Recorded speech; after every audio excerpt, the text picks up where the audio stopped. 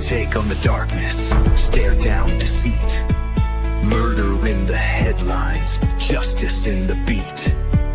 From cold case whispers to killers in disguise, we rip off the mask, expose all the lies. Facts like bullets we load and deliver. Truth cuts deep like a blade in a river. Corruption shakes when the mic goes live. We dig where others won't survive. Games rolling through the smoke. Truth hits hard, no time for a joke. Deceit, murder, we name every name. No restraint, no shame, just blame. Locked on the case, we investigate. This is 12 Gauge Investigative. Let's jump in. You'll ever need 12 Gauge Investigate. We make them bleed. No games, no censors, just truth. Justice is loud, and we're the sound. This is 12 Gauge Investigative.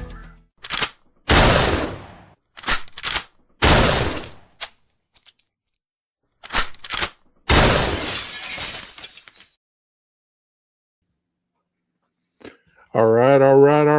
How's everybody doing on this Friday night? Friday. Well, I thought I'd get on here and continue with this book. And, of course, give some commentary to it. Hope everybody's had a wonderful week. Hope that you were able to enjoy your week and it wasn't too stressful for you. As far as updates on the Travis Decker case, I haven't really heard of any that much. But it's I think they got a close look at him to maybe yesterday. But that's as far as the update that I've heard. I haven't really heard anything else since then, So, hello, ladies. Thank you for being here. Thank you for being in the chat. Tonight, hopefully, we'll have a good evening. We'll have good conversation, good laughter, some good insight, whether, it is accurate 100% or not. It's the best to my ability. It's not something that I'm making up. Because how can you argue about somebody's brain capacity to be able to decipher words or even what you hear? How could that be ever wrong? You know what I mean? Like, that's like saying, well, you read this book and you're telling me about it, but you're wrong because I read it too, and that's not what the book said. So, we're not really going to get into that back and forth. And, I've heard my name all over today, but that's just whatever it is. Like I said the other day, you know what? It's not even worth it, really. It really isn't. Now I see why almost a year ago a certain creator was going hard and heavy against these people. I really didn't understand it at the time, but now I see why he was doing it. And, they kind of deserved it. They really did. But that's all I'm going to say about that. Just got through building my pots. Okay. What kind of pots were you building? What kind of, are you planning something? Or are you in the process of, having some flowers and stuff? Because the weather is definitely changing. Hopefully for the better. We've had some thunderstorms, some tornadoes last night that ripped through a lot of towns, and they gave a lot of people some scares. I've been in a tornado, but not anything that ever touched the ground. It touched in the town, but it didn't touch where I was at. We did get a lot of golf ball size hail that night when I was in that tornado. Our football stadium got torn up pretty good, but the power was being knocked out, and it seemed like somebody was outside the window just throwing huge ass rocks through the windows. I don't know if y'all have ever been in a tornado like that or a weather like that. It's kind of it's overwhelming to say the least. But if you were affected by any kind of storm in the last month or so, I send well wishes your way.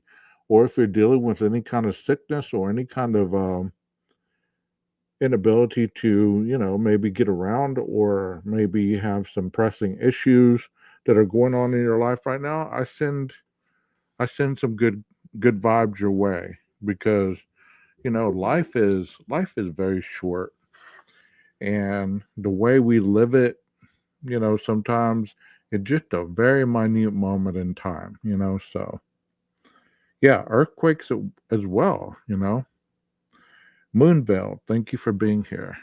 Thank you, Truth, for being here. And Rondi, just give it time. People will start showing up. That's how it happens. The show starts and people start falling in. So I'm going to go ahead and start reading where I left off last night.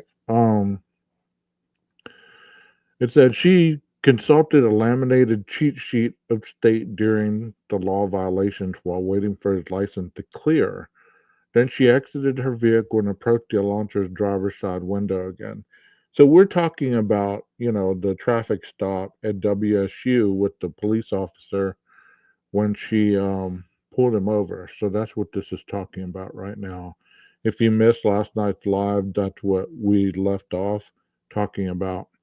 Okay, so I found it. So I don't know. In Pennsylvania, where you go to find laws, but in Washington, it's called the Revised Code of Washington, she told Koberger.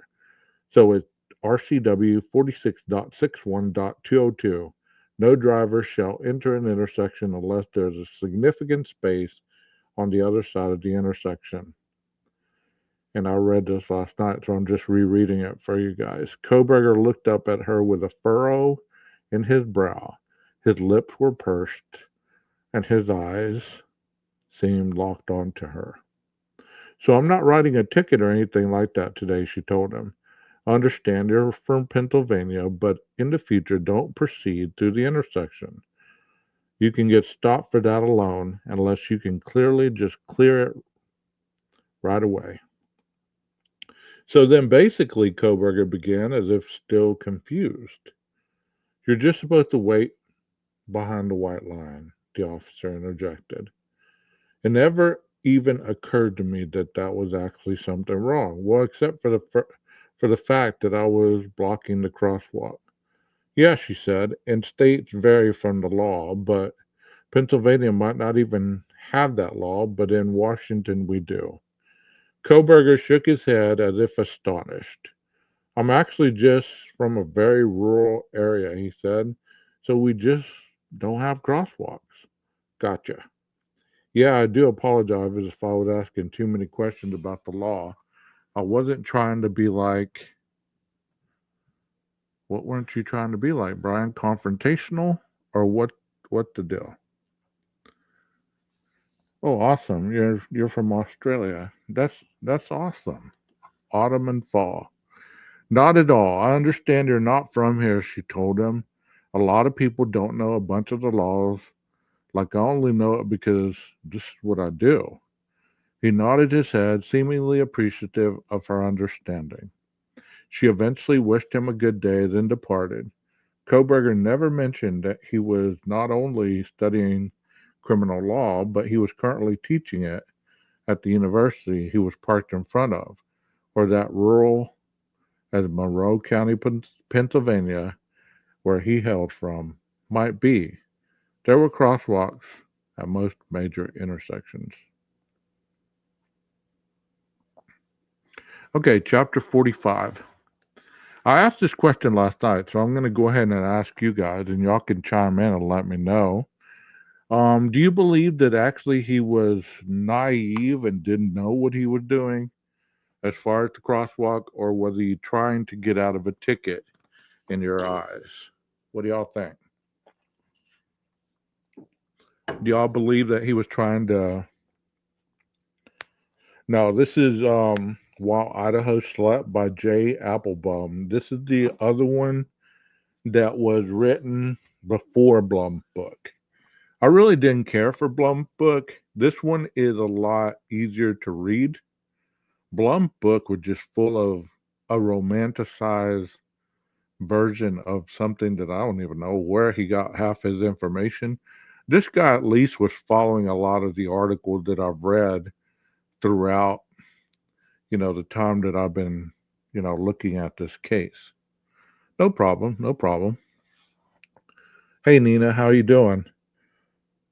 You said absolutely being defiant and confrontational in a fake passiveness, like passive aggressive kind of. As a teacher, Brian Koberger's tendency was to play by the book. He was very he was pretty strict as far as grading goes, said Hayden Stinchfield, one of the students in Koberger's criminal law course.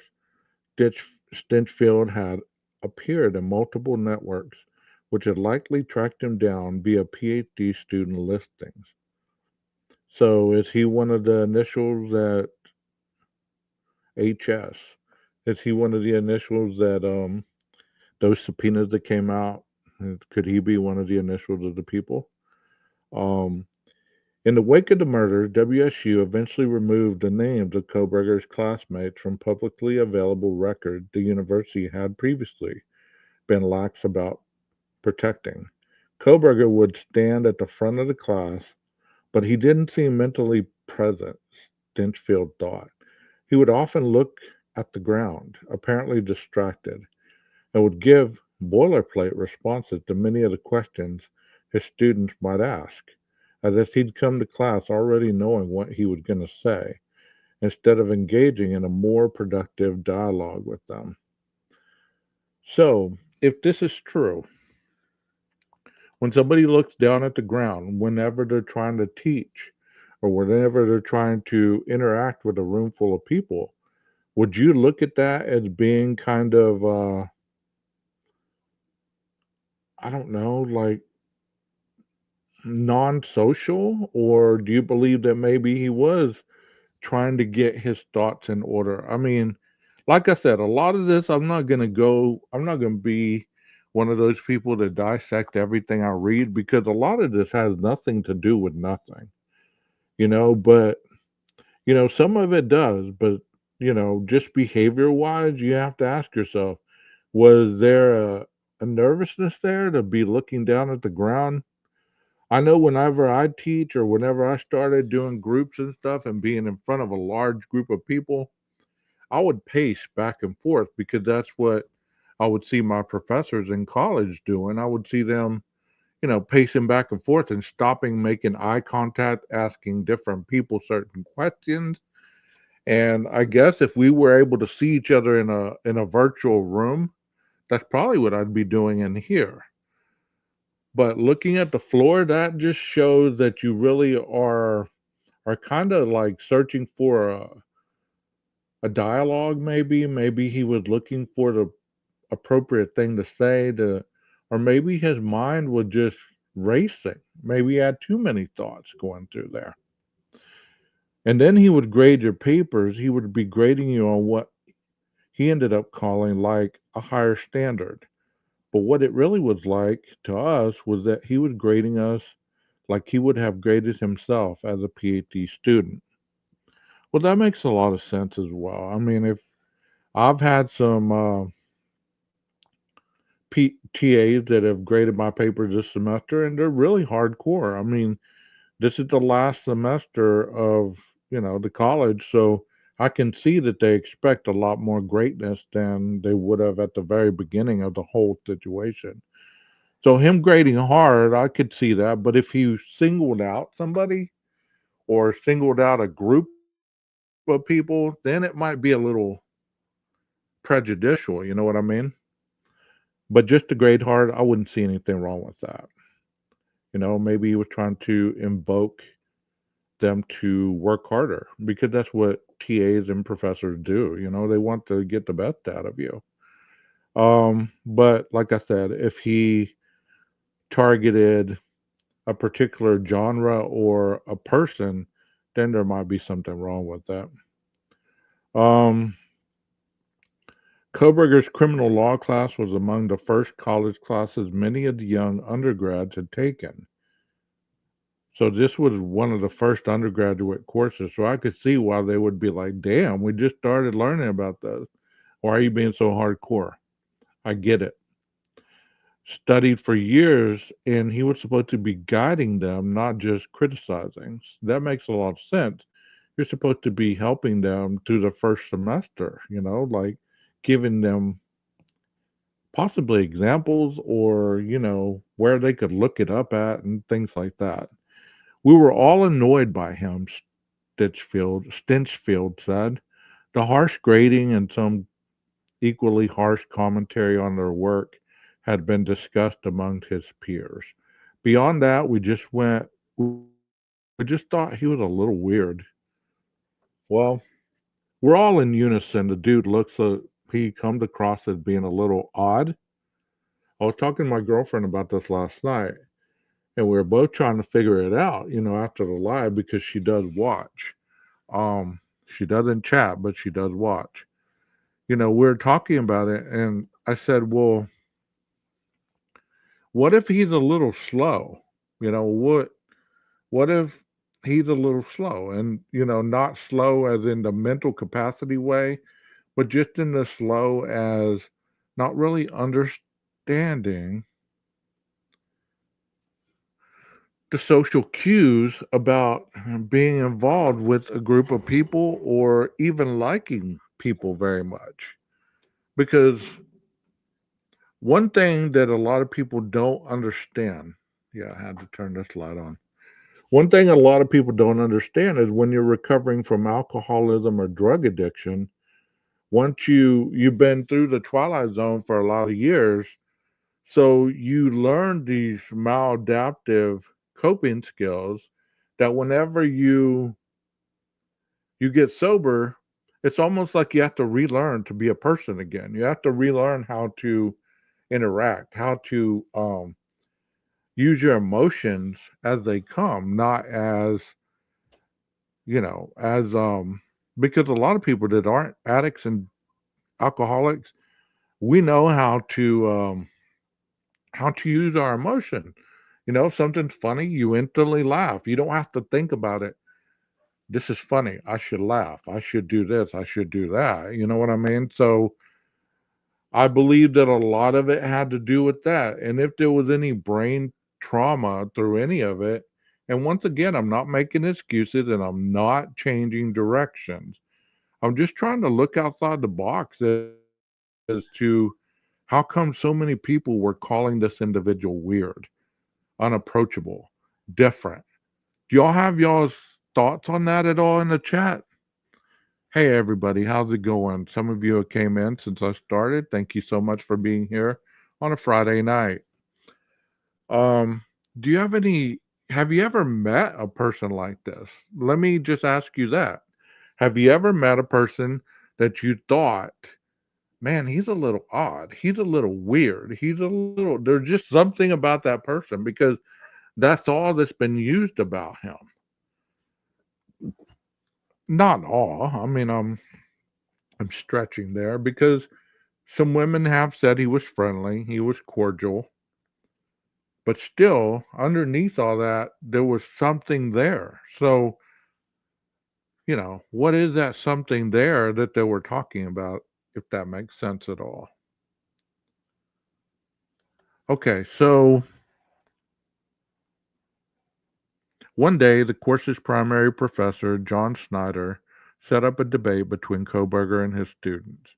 Our professor was big on the idea that if we're all going to be attorneys someday, then we have to know how to argue our case. And so he scheduled a day when everyone came in ready to argue to get their grades up. And he brought Brian, and he was like, all right, go at him. Okay, so this is where he could have got the attorney type mentality that he could be using right now. You know what I mean? Interesting. I'd forgotten all about that. It was like half of 150-person class just asking him all these really critical questions, Dinchfield said. He tried pretty hard to defend himself. Professor Snyder had seemed to appreciate the verbal combat, which mimicked the tension sometimes found in a real courtroom. It wasn't like yelling or anything, but it was certainly conflict. Snyder was less pleased when, not too long afterward, Koberger got into a verbal altercation with him. According to records obtained from WSU, the catalyst for the argument has not been revealed, but the run-in prompted an October 2nd administrative meeting with Koberger to discuss norms of professional behavior. Koberger's negative attitude toward his female students was also reportedly becoming a deepening concern among department leadership, and he was apparently showing increasingly sexual attitude towards his peers in the department as well. So, this is where it becomes problematic. It's one thing to be weird and not sociable and everything else, but when you start noticing a pattern of how you're interacting with your students, especially a genre, women, and especially with your coworkers, if they're women and you're becoming confrontational, then this is a problem. Okay? So many times individuals say, well, you take stuff at face value and whatever, like if you read a document, then that's law. Well, I don't know where people learn their comprehension skills, but usually when you read something, you have the capability to go through it, articulate it, interpret it, and then reach a conclusion that you can live with. So really, there's no other reason for perception to be challenged in that regard, if that makes sense at all.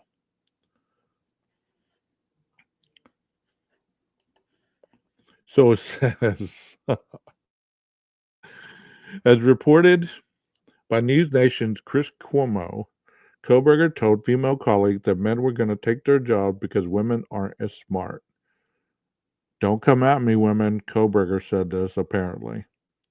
Also, according to Cuomo, one of Koberger's associates at WSU thought her home was broken into in the fall of 2022. The associate allegedly spoke to Koberger about the break in, who suggested a home security system. In retrospect, the question of whether or not Koberger committed the break in himself lingered in the minds of law enforcement, according to News Nation. Several of Koberger's peers remembered a disturbing uptick in his animosity. He was demeaning to those who are in a marginalized community, those who are disabled, and women, a fellow PhD student told the Idaho statement. So, this incident, a lot of people throughout the years when we heard about this have been asking this question. How come this person didn't go to the police? Same question they asked of the surviving roommates. How come she didn't file a police report? How come, how come, how come? When you phrase something in that regard, that means it doesn't matter what the answer is going to be, that person is always going to see it as not being the correct thing to do. It's interesting to me how in society we have become so judgmental about the behaviors of others. When did we stop being individuals and started, being hurted by people's opinions of what we should do, how we should think, and how we articulate certain degrees of our intellect? You know, let me ask you, chap. I know what I think about the reasons she didn't call the police. Can you give me some of your reasons that you might think that this individual did not call the police? Because that's a hot topic a lot of times, is how come this is that Asian woman, I don't remember her name. It's something Co or something, I don't know. The last two is KO. But can you tell me what you believe would be some of the reasons that she wouldn't call the police, especially if she figured somebody broke into her home? It says he suggested a home security system. In retrospect, the question of whether or not Koberger committed to breaking himself lingered in the minds of law enforcement, according to News Nation. Several of Koberger's peers remembered a disturbing uptick, I already read this, in his animosity. He was demeaning to those who are in a marginalized community who were disabled and women, a fellow PhD student told the Idaho statement. Yet another PhD candidate recalled that one of his colleagues had hung a Pride Alley flag on the door of their office, and Koberger became noticeably upset. Benjamin Roberts, one of the only four other men among the PhD program 24 students, told the Statesman that Koberger had begun the semester with a professional demeanor, but that as time went on, Roberts had been put off when Koberger began to constantly show himself to be more forceful and condescending with women during the seminar sessions. Intellectual dominance, it seemed, was his goal. Koberger sat in the front of the class and loved being in the conversation du jour, but was intense about his delivery. He could be intimidating. He very much liked it when everybody in the room knew that he knew what was going on, Robert told News Nation. But it wasn't enough that you knew what he knew. He had to make absolutely sure that you understood that he was smart, that he had this intellectual capacity. And I don't mind individuals being smart. I mean, it's actually a great thing that people push themselves to learn because that's not so the case in the world today. But whenever you become aggressive or overly chastising or demoralizing just because you feel that you are intellectually superior to other people, that is your own perception.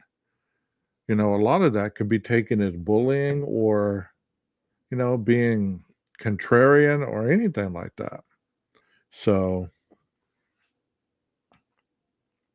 and that's fine, Moonbell. That's fine. Um, Roberts also reported a conversation in which Koberger confidently explained to him that he could go down to a bar or a club and pretty much have any chick I want. This is Koberger talking to this other guy. Okay, go on with your bad self, Bry. Well, we never see you with anybody, so how is that possible? That's like a male thing, I think. Or I know because I've made stupid comments like that, and I've actually heard other people make stupid comments like that. After a certain age, you stop bragging about stuff like this. It's almost comical, especially when people, brag about certain abilities that, everybody in the world does, whether they do it well or whether they don't. It's nothing special. We're just one of the many. So him saying that, he could go to a club and pretty much have any chick he wants, who uses the word chick? Who uses those old school words like that? Obviously Brian does or did.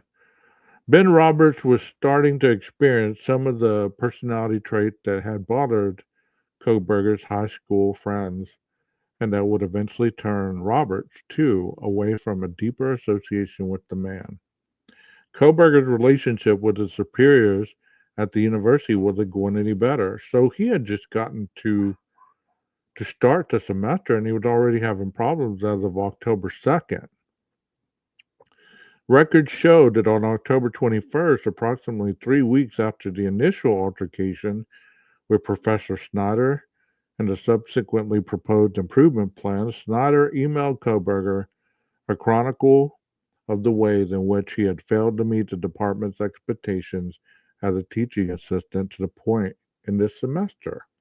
On November 2nd, 11 days before the King Road murders, Professor Snyder and Koberger's graduate director, Dale Willits, there's that name again, so I'm sure that named probably one of the subpoenas, actually those two names, reportedly met with Koberger in person to discuss an updated improvement plan.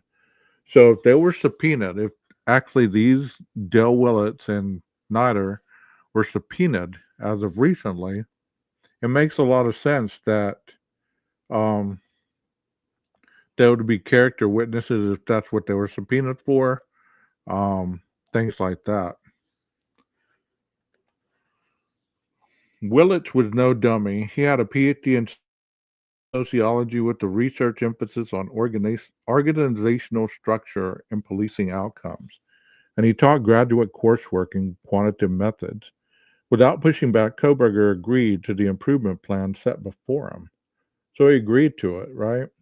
Trusting teaching assistants to instruct and grade without much oversight was standard procedure in the department. Of course, you're not a teacher, you're just assisting with, guiding and implementing lesson plans that are supposed to be implemented by the first year law students. I mean, come on. So it was excruciatingly rare for an instructor to be so incompatible with university standards that they were terminated outright. So it doesn't happen because they understand their roles. In fact, most PhD students with a teaching assistantship would make nearly any accommodation to keep it, since the funding for their tuition is tied to those apprenticeships. Without that, students with Brian Koberger's financial background usually couldn't afford to continue on their educational path without going deeply into debt. Koberger, however, was no dummy either. He would have known that the cards were stacking against him, just as they have been in social settings for most of his life. Only now he was in a social setting that would determine his career or lack thereof. In a 10-year span, he had dropped over 100 pounds, kicked heroin, and gotten accepted into one of the leading PhD programs in the country for his field of study. He must have known it might all be slipping away. So think about that a little bit, okay? Think about that. Put yourself in that position. If you understand that you're messing up with your instructors, you're messing up with the students, you're messing up with all this stuff. Most people, and I don't know if this was suggested to him, but most people would be told, hey, you obviously are being overzealous with your teaching style. If you have some unresolved issues, you might go to the counseling department and get some help with that. You might go do this, you might go do that, you might try this approach. Because I don't believe that a lot of times people want to kick you out. I don't believe that that was the intent. I believe that possibly they were trying to give him a directive on how to improve his behavior or his grading styles or his all out barrage on the women. Like if you're having issues and you're having reenactments of something that's been a problem before, go see a counselor, go see a therapist, go get on some medication. But he did none of that. He did none of that. What do you think, Chad? Do you think that that would have been a good suggestion from some of his superiors, or even they may have done this and he just didn't follow up? Do you believe that or do you not?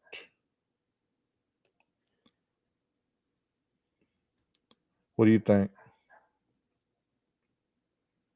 I mean, because I believe that it was probably suggested.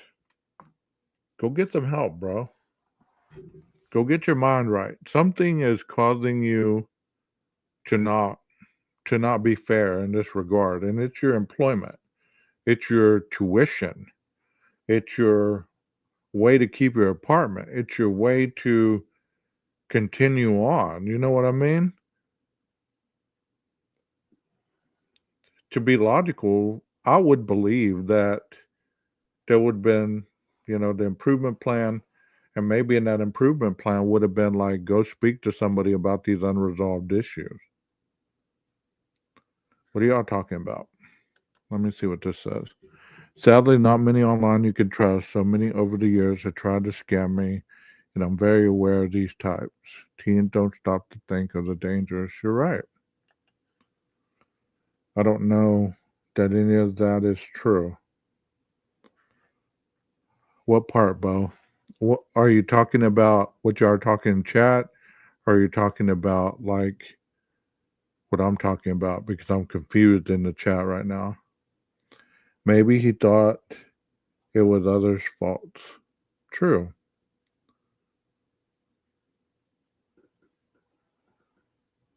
12 gauge after Nina's live, I think the whole family is kind of off. I don't know what you're talking about, Leslie. I don't have a clue what you're talking about. Chapter 46. It was late on a Saturday evening before the King Road murders when a hit and run car accident occurred in the street near an apartment complex across from Brian Koberger's unit at the Steptoe Village Apartments. Oh, I just got what you're talking about, Leslie. You're probably right. You're probably Koberger's family are just a little different. Um, as far as what I'm reading, I didn't write this book. I'm pretty sure this individual that wrote this book was able to cross reference a lot of stuff because generally you're just not going to put out something that you can't cross reference or show somebody, hey, this is where I got this information or this was the source that I used on gaining this information. So, it might be on point, it might not. I mean, I'm just trying to make it through it. you know, I got to get through this book, man. Um, Remember the hit and run accident that occurred on the street near the apartment complex next to Steptoe Village? At approximately 11:40 p.m., a 19-year-old Kappa Delta sorority member had a high blood alcohol level with her sister and her sister's friend in her car, lost control, drove into a fire hydrant, a street light, and two pedestrians, both of them badly injured. The girl then drove away from the bloody scene. Tenants at the complex where the accident occurred could hear screams. The victims, reportedly students at WSU, lay scattered like broken tree limbs. It was horrifying, a 26-year-old witness told reporters. The Washington State University police arrived soon after, along with the deputies from the Whitman County Sheriff's Office. The hydrant collision had caused the water line to rupture, and that had to be dealt with as well. The two victims were taken to Pullman Regional Hospital in serious condition. Police began an all hands on deck manhunt for the driver. According to Brian Koberger's cell phone records, he was in his apartment when the crash occurred, the flashing police lights soon lassoing across the exterior walls of nearby buildings. There had been a large police presence while he was at home. The crime scene had to be managed and the street cordoned off, and several squad cars patrolled the area looking for the perpetrator of the hit and run. Paramedics and the fire department had also arrived. The scene was active until shortly after 5:30 a.m., with evidence technicians reconstructing the crash and investigators on foot canvassing the nearby apartment units for witnesses and possible security footage of the incident. First responders had blocked the most direct point of the egress from Koberger's apartment unit. The remaining route to any main thoroughfare required four turns in residential streets with four speed bumps as opposed to the single turn and single speed bump Koberger's route usually required. So think about that. If you have to go through to a special route to get out of Steptoe, chances are any of those directions of those houses that could have been there could have been cameras and could have captured the Elantra. You know what I mean? I agree with you, Bo, and your opinions are valid. Everybody's opinion is valid. We're okay to ask questions. We're okay to to speak on what you feel or believe. I mean, who am I to override you with any of that? The whole thing about any of my show is I've had individuals that have been rude, they've been condescending to people in the chat, they've attacked them, they've called them names, they've called people names on panel. And I'm not talking about recently, okay? So don't get it twisted. I'm talking about throughout the times of me having my channel, I've dealt with that type of behavior. And I've worked really hard to protect the chatters from individuals that could potentially trigger anything that might be going on mentally, emotionally, physically, or just a reenactment of a PTSD.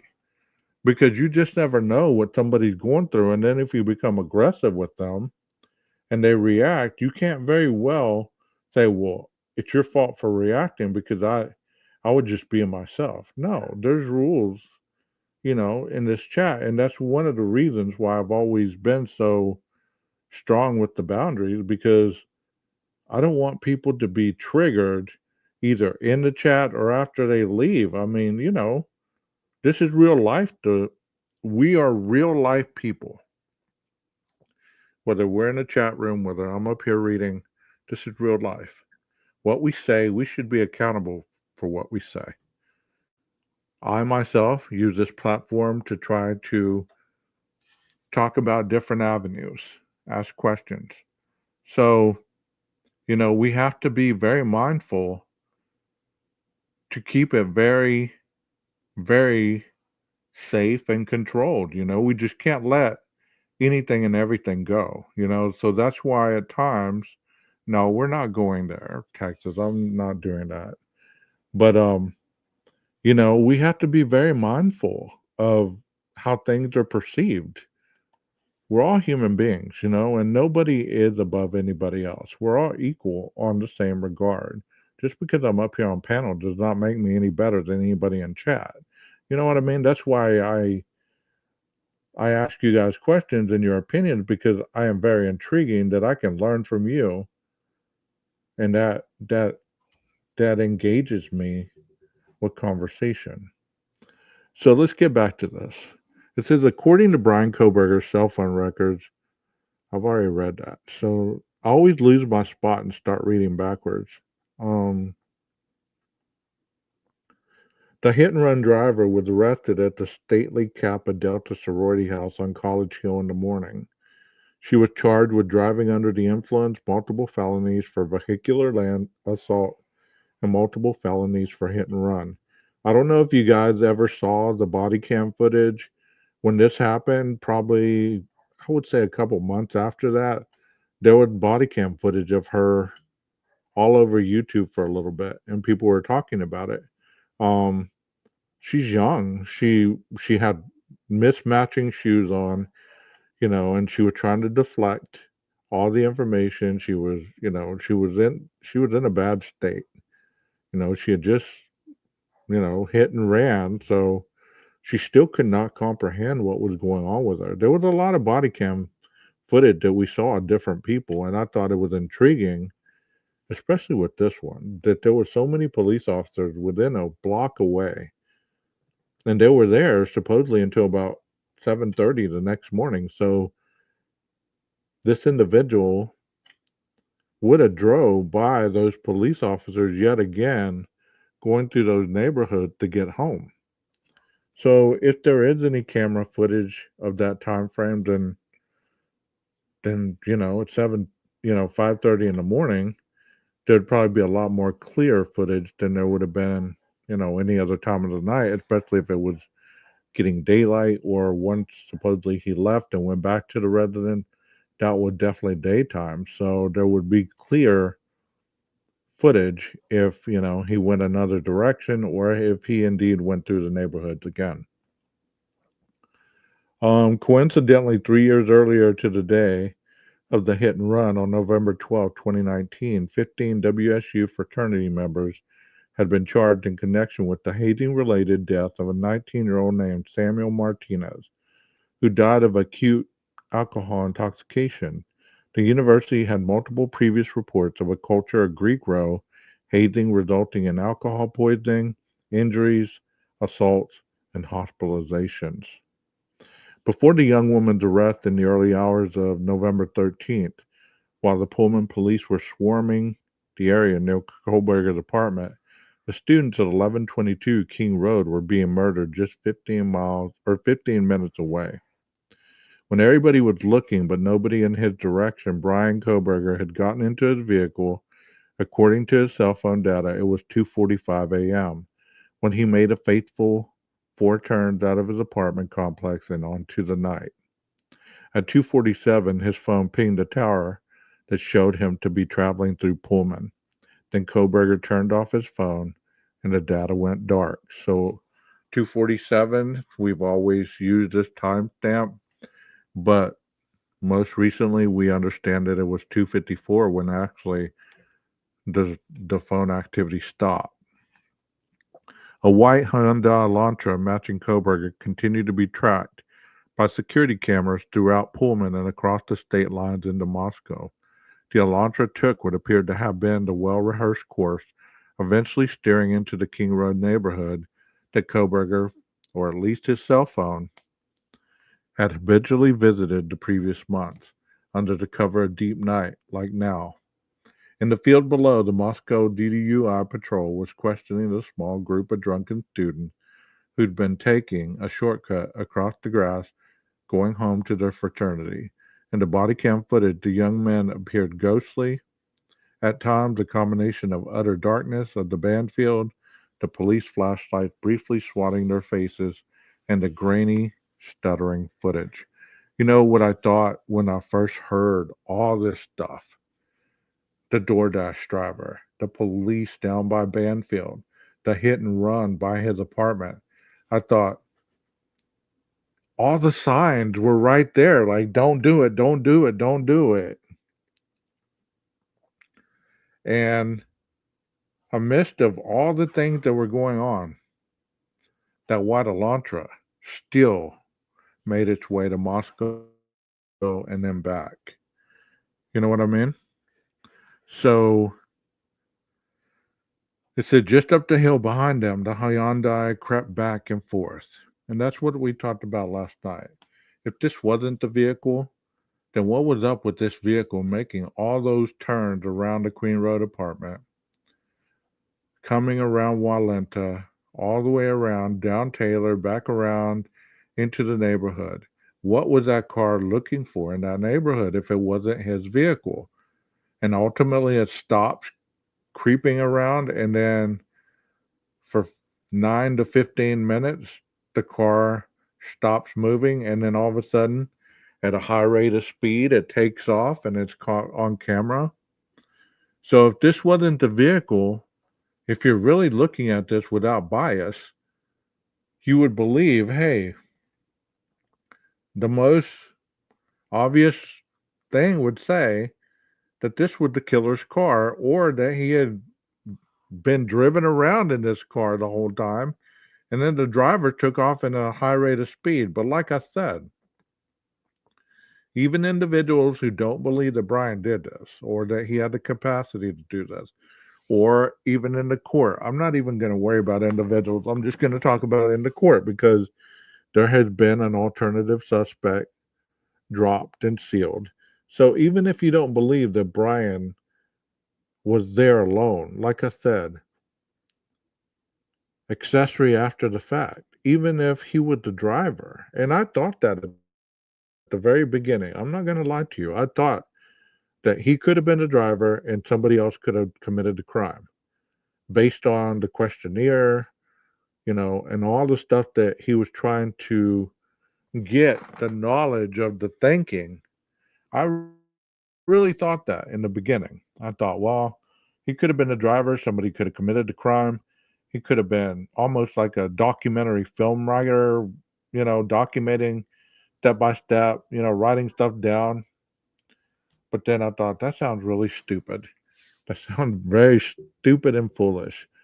So I left that alone because it didn't make sense to me. But accessory after the fact, even if the individual was not the killer, he's the only one in custody with all this evidence against them. So if it wasn't his vehicle, what white Hyundai Elantra did it take parts from at his parents' residence? If it wasn't his vehicle, why would they be taking parts from that vehicle and even looking for an inventory list in the trunk?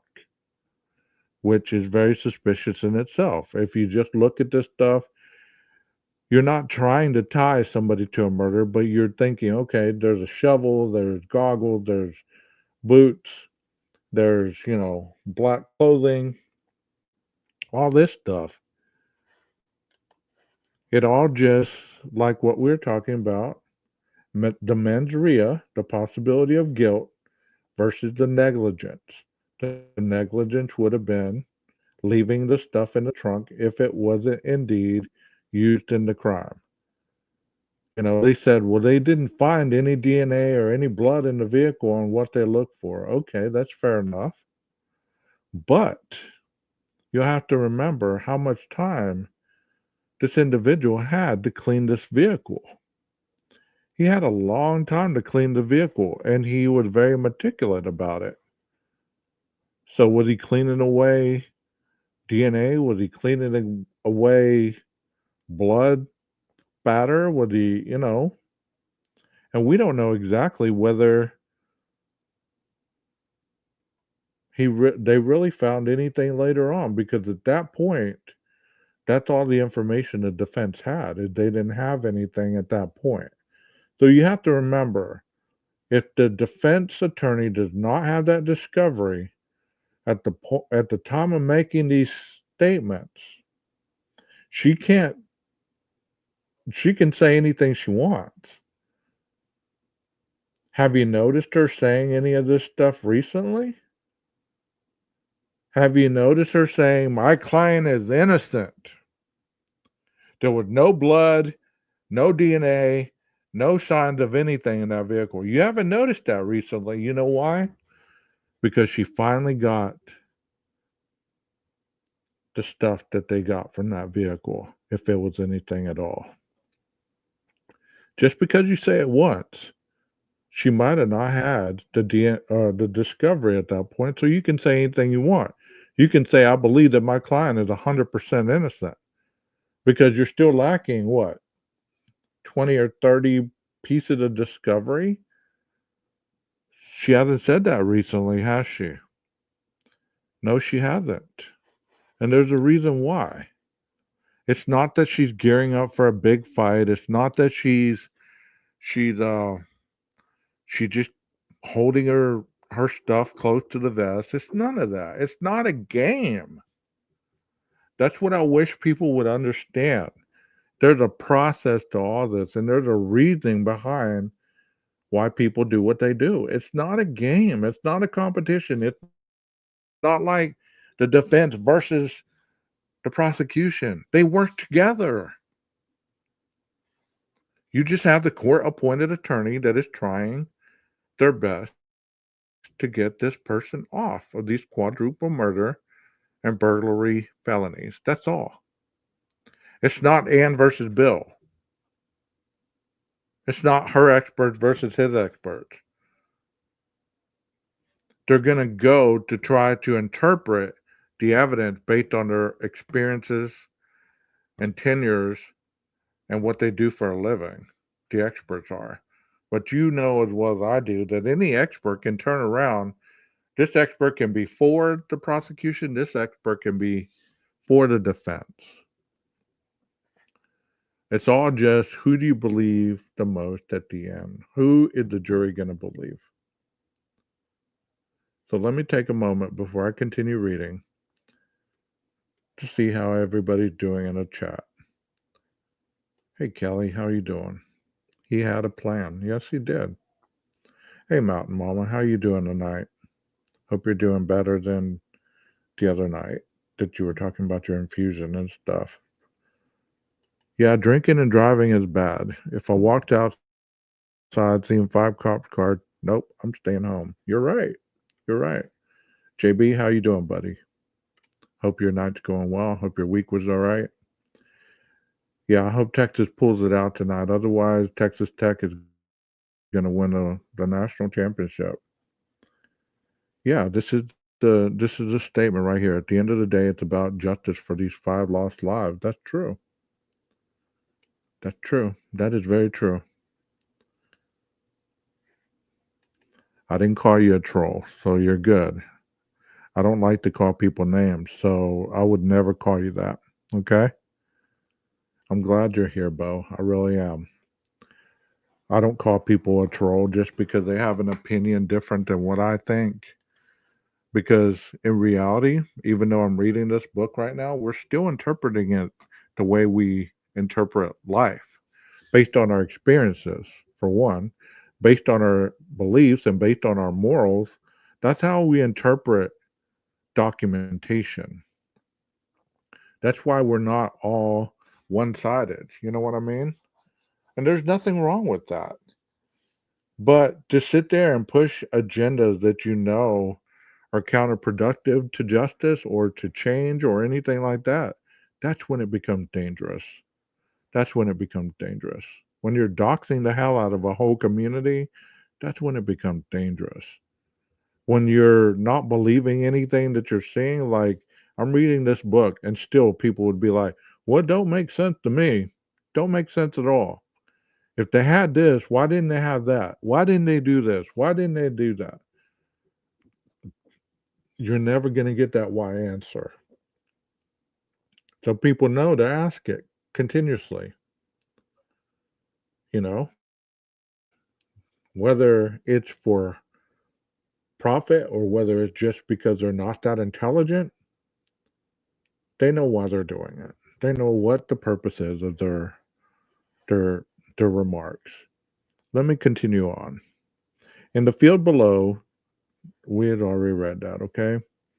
Um, an hour later, Kaylee Gonzalez, Madison Mogan, Xana Carnota, and Ethan Chapin were viciously murdered, and the Hyundai turned away from the scene, speeding toward an exit. By 5:30 p.m., Koberger's phone showed that he'd returned to his Steptoe Village apartment. The hit and run scene was still being cleaned up. The police were there the whole time, said Jose Mercado, a student who could see both Koberger's building and the accident scene from his apartment. Whatever Koberger had done, he left and returned within eyeshot of law enforcement. Jose Mercado, JM. So there's another person that could be a witness to seeing a lot more than maybe a camera saw. You know? Do you think he needed help but just didn't care? I believe a lot of times people don't know what they don't know. You know, if I'm off my medication or if I'm sick, I'm always going to convince myself with that self talk. You're okay. You can get through this. You're going to be all right. Um, you know what I mean? So if he was, I believe in this state of mind to be able to go kill 4 people or even just to go abduct one, that's my theory. You have to, he had the capability of not feeling anything according to the reports we've been given. So if you don't have empathy, you don't have attachment, then it's a lot easier for you to go and do what you do and not worry about consequences because you're just going after the act, the urge, the opportunity, the fantasy equals what happened. There are crazy people out there. It's a whole new different world. Sad but true.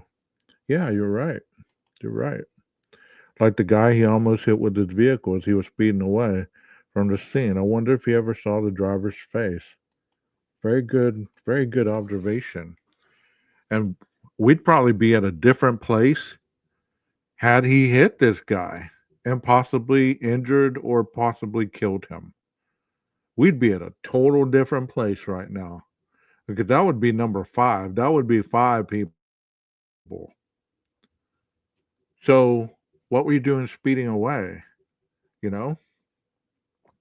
And nobody ever questioned whether this individual speeding away in that car, to be fair, to be speeding away in that car, was he under the influence at any point? Because you tell me that a 28-year-old man, I can see a 15-year-old kid staying up all night and having the capability to maneuver certain things throughout the morning. This individual stayed up all night, supposedly. So he must have been on some hella stuff to be able to stay awake. Either it was adrenaline, either it was him medicated, either it was him just overamping with the thoughts. I mean, it could have been anything.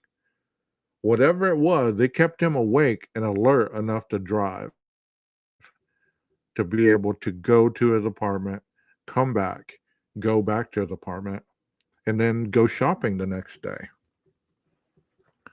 I don't know about you, but I would have been looking for a bed at one point. You know what I mean? Hey, Aquarius, thank you for being here. Thank you for being here. That's a good thought. I wonder if he had been drinking. I don't know.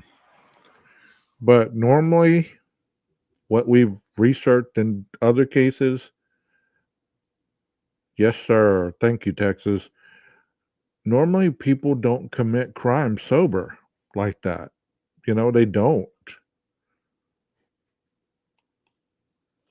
It said, I think the person he almost hit is a bombshell for the prosecution. I think the person saw Brian. And he very well could have. I mean, he was close enough to almost being hit. He would have seen the bushy eyebrows, right? Great comment. Great comment. Callie says, true. I love my bed.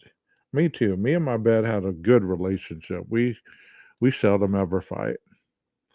Chapter 47. Are y'all still good? Because we're almost done with the book. If y'all want to finish it up tonight, if y'all want to stay in the chat with me. It says Brian Koberger's undergraduate degree in psychology had been supplemented by study in cloud-based forensics, something he was proud to include on his April 2022 application for a fall research assistantship with the Pullman Police Department. So, cloud-based forensics. Can somebody look that up and type that in the chat? Because for whatever reason, people get that confused with having the ability to investigate a crime scene, having the ability to know what to look for and what not to look for and what to do and what not to do and what to clean up and what not to clean up and this and that and the other. Of course you learn certain things because you're studying criminology, but it doesn't mean it's going to make you a better killer. It doesn't. He had not yet left home from the cross-country drive to his new home in Washington State. It was rainy in the Poconos, and that same month he had begun to wrap up his graduate studies at DeSales University. He had also, according to a Dateline report citing a source close to the investigation, purchased a Marine issue K-bar knife, the most popular version, which had a centered 1095 carbon steel guard and pommel and an anti-slippage stacked leather grip. So all this information was in this book. Whether it's true or not, it was already out there. So if people would have read this book, they wouldn't be so big on saying, well, Dateline messed up and Dateline said this and Dateline said that. Because all this stuff's in the documents as well. But the documents aren't real. They're fabricated, right? They're fabricated. Yeah, right. No. In his application essay to the Pullman PD, Koberger wrote, with apparent passion of his interest in assisting and instructing rural law enforcement agencies on the collection and analysis of technological data in their policing operations. So does that sound like somebody who understands the crime scene? No. Collection and analysis. So basically, Koberger was being a data entry guy. I get this data, I interpret it, I collect it, and put it into its proper destination, making bar graphs, pie charts, all kinds of stuff. His application had advanced through human resources, and Koberger had interviewed online for the job. He was one of four applicants, and the police department's response to him would indicate that the interview had gone well. Koberger had sent a follow up email to Pullman's then Chief of Police, Gary Jenkins, stating the pleasure he'd taken from their meeting and further expressing his excitement about the possibility of working with the Pullman Police Department. The chief had responded, "Great to meet and talk with you as well." The position did not go to Koberger. Chief Jenkins had left the Pullman PD soon after to become police chief at Washington State University. By then, Koberger had packed his white Elantra with his belongings and made the approximate 2,500-mile trek to the Pacific Northwest. He had been eagerly anticipating the start of his PhD program, regardless of his inability to land a spot with the local police force. But if he wanted a career enforcing the law, it was important to stay on the right side of it. He'd been pulled over twice with Pennsylvania plates, so he would have known that his vehicle would continue to be more noticeable until his Hyundai was properly registered in Washington. That is so true. I mean, think about that a little bit too. Let's talk about that for a minute. If you've been pulled over more than once in an area and the cop starts to recognize you by name, or even if they say, "Oh, I know that car. That's the Pennsylvania Elantra. He just did the same thing he always does. He ran the red light or he went through a stop sign," whatever. When they start to kind of articulate knowledge of your vehicle based on particular points about it, then you're on their radar. They're not going to forget about you. They write all this stuff down. So when this investigation was in full force, I'm sure a lot of these officers were able to give feedback on this white Elantra that they knew about. Rondi said digital forensics that focuses on investigating security incidents, data breaches, and other malicious activities within cloud computing environments. Now, does that sound like somebody who would be investigating in a crime home that would have knowledge of how to commit a murder other than the stuff that he learned by watching other serial killers and everything else? I believe that's where he got most of his knowledge about what to do, what not to do, by watching his idols. Son of Sam, Ted Bundy, as they said. Thank you for that, Rondi. What is a terrible thing to have to deal with is breaking and senseless. This says, I've researched and found out many SKs are on alcohol or a drug of some kind or both. ADD, Adderall is prevalent on school campuses. You can type out the word here. You don't have to censor any of your words. You can use murder, rape, drugs, all that in the chat. If you ever come up on panel, you can say anything you want on this channel. Okay, you don't have to give it a silly name. I'm cool with it. I'm being careful about what I write for the algorithm or whatever it's called. It's no, it's cool. I don't care about the algorithm. If I get out there, I get out there. If not, people will find it soon enough. You know what I mean? So it continued to say, but if he wanted a career enforcing the law, it was important to stay, and I already read that. Good grief. 12. After visiting the crime scene at around 9 o'clock on the morning after the murders, based on those cell records and video footage, see, video footage. So there's video footage of 9 o'clock, or actually it's 9:12 to 9:21. So if this is right, okay, I'm going to say if this is right, Koberger had eventually returned home for several hours. I'm going to I'm going to put something out there because when I read that the last time 912 to 921, a light bulb went off in my head and I said, "Okay, they might not have very good footage from the early morning hours, but I'll be damned, I bet they have great footage of the early morning hours within that 7 minutes." So I can't wait to see if that even makes the trial, but if it does, I'm going to be happy because I thought about that on my own. I didn't hear it from anybody else. You know what I mean? What do y'all think about that before I go on? I know I'm talking a lot, but I'm also reading. I am interested in y'all's thoughts more than I am in my own. What do y'all think about that 7 minutes? 912, or it's more than 7 minutes. What am I? Where did I get my math at? 912 to 921. 9 minutes. 9 minutes. I've been saying 7 minutes because of that other crap. That 9 minutes. What do y'all think about that 9 minutes when he supposedly went back to the house? Do you believe that they actually could have captured more clear video of the white Elantra either coming into the neighborhood or even going around the neighborhood on those other cameras? They would have been able to tell what color that car was, whether it had a white light, whether it had a back plate, whether it didn't have a front plate.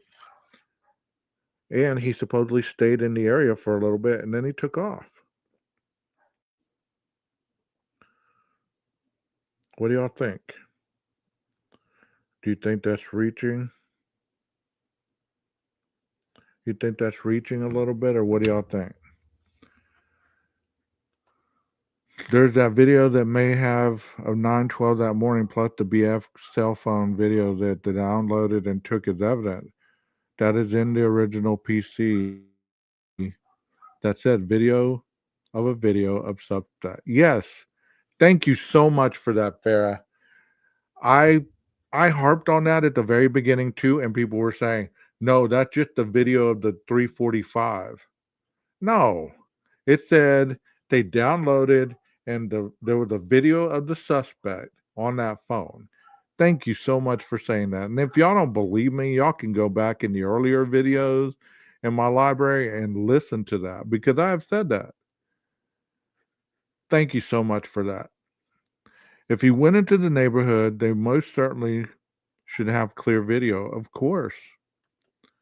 It said in the PCA that he didn't have a front plate. And I would believe that that's why the PCA has been attacked so much is because people don't want to believe that evidence that was in there, the way it was written, the way it was presented, which is fair enough. But you can't dispute certain things when they happen a certain way. You can if you don't want to believe it, that's fine. But to downright attack other people for believing what they believe in, that sounds like a what we've been fighting since the existence of our country. You know what I mean? And then people are still talking about being, a certain type of rise up and stand up for your rights type stuff. But yet, the same people who are saying stand up for your rights are oppressing others who don't feel the same way they do. Sound familiar? Just before noon, however, the Hyundai again left Pullman and traveled south down US 195, retracing some of its pre-dawn route through farmland now visibly yellowed by frostbite. So there was frostbite at this point.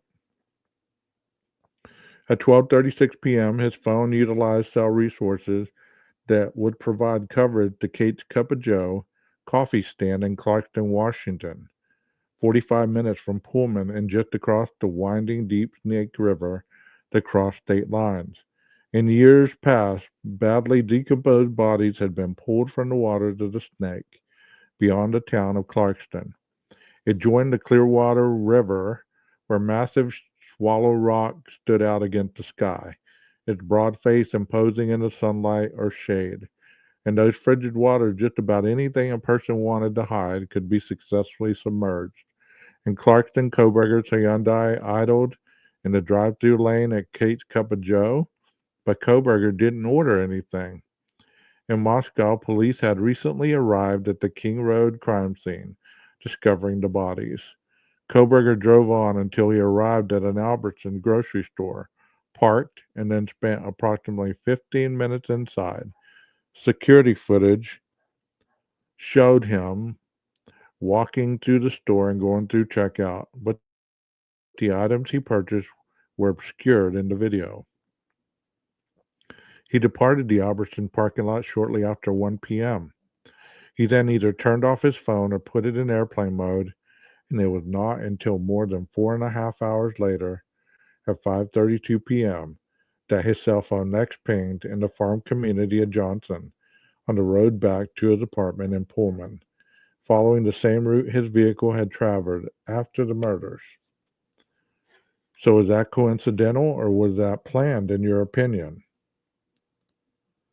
Do you think that was planned? Or do you think that um, that was something that was coincidental? Those 4.5 hours were unaccounted for by either cell data or video footage. It says unaccounted. So if you have an alibi of any sort at any time frame, wouldn't you have had something to say about it? Wouldn't you have said I was asleep? Wouldn't you said, I was here, I was there? During the 4 minutes between 5:32 and 5:36, Koberger's phone continued to ping on the same towers in Johnson, which may have meant that his vehicle had stopped along the desolate road, only this time in the daylight. So what was he doing in those 4 minutes? What was he doing? I don't know if people have talked about this or not, but if they have, what was their theories? I don't want to hear it really, but what was he doing in this 4 minutes? What made him stop in the middle of this daylight on the side of the road? His phone is pinging. Is he getting a text message? Is he looking up to see if um, the police have put out anything about the murders yet? I mean, what was he doing? What was he doing?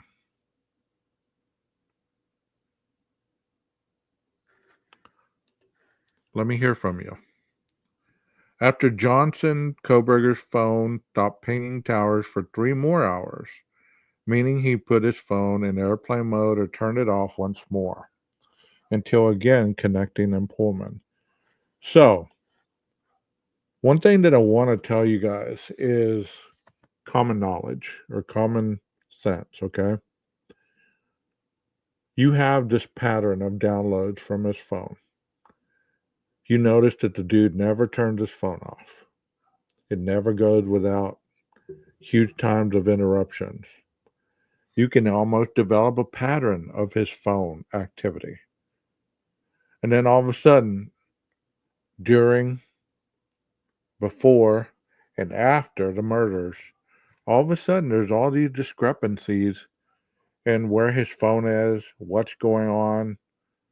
Is he turning it off? Is he putting it in airplane mode? All of a sudden, what is with his phone? Is this not a guilty mind? Is this not a guilty pattern, as the mens rea states? Does this show negligence? Because if it does, that's where we're at. So think about that a little bit. There is pattern to everything we do. Everything. I'm sure all of you have patterns that you do. You wake up, you do this, you do that, you do this. Some people call that a routine, but I'm calling it pattern because you can see this probably on paper, the downloads from his cell phone, the patterns of time frames. And one thing the PCA also said, after the murders, that phone never pinged in Moscow again, ever. What do you make of that? What do you make of that, folks? Why did I say that stupid ass word? What do you make of that, chat? What do you make of that? Hey, Sirius, nice to see you. What do you make of that? After the murders, that phone never pinged again in Moscow. So the shopping obviously wasn't that much better in Moscow if he never went back, right? Exactly, Callie, exactly. He didn't need to go back. So, um, so think about that. All this stuff, people assimilate that you're not a deep thinker. You don't deep dive. Well, there's a difference in making up your mind and trying to make pieces fit and going at this like we're going at it right now. We're not trying to make these pieces fit. We're just asking these questions where if you really are an analytical person, there's no answer for this. So it does look very suspicious in a lot of different regards. So even if you take this information and somebody who's never heard about the case and they read this book, not saying this book is the gospel, but a lot of this stuff that's in this book is also in the document. So saying that they read all this stuff, it's suspicious more than anything else. So you have suspicion and you have evidence, video evidence. You have timestamps from the phone. You have all this stuff. And let's not forget, you have this person's DNA on the knife sheath next to one of the murdered suspects.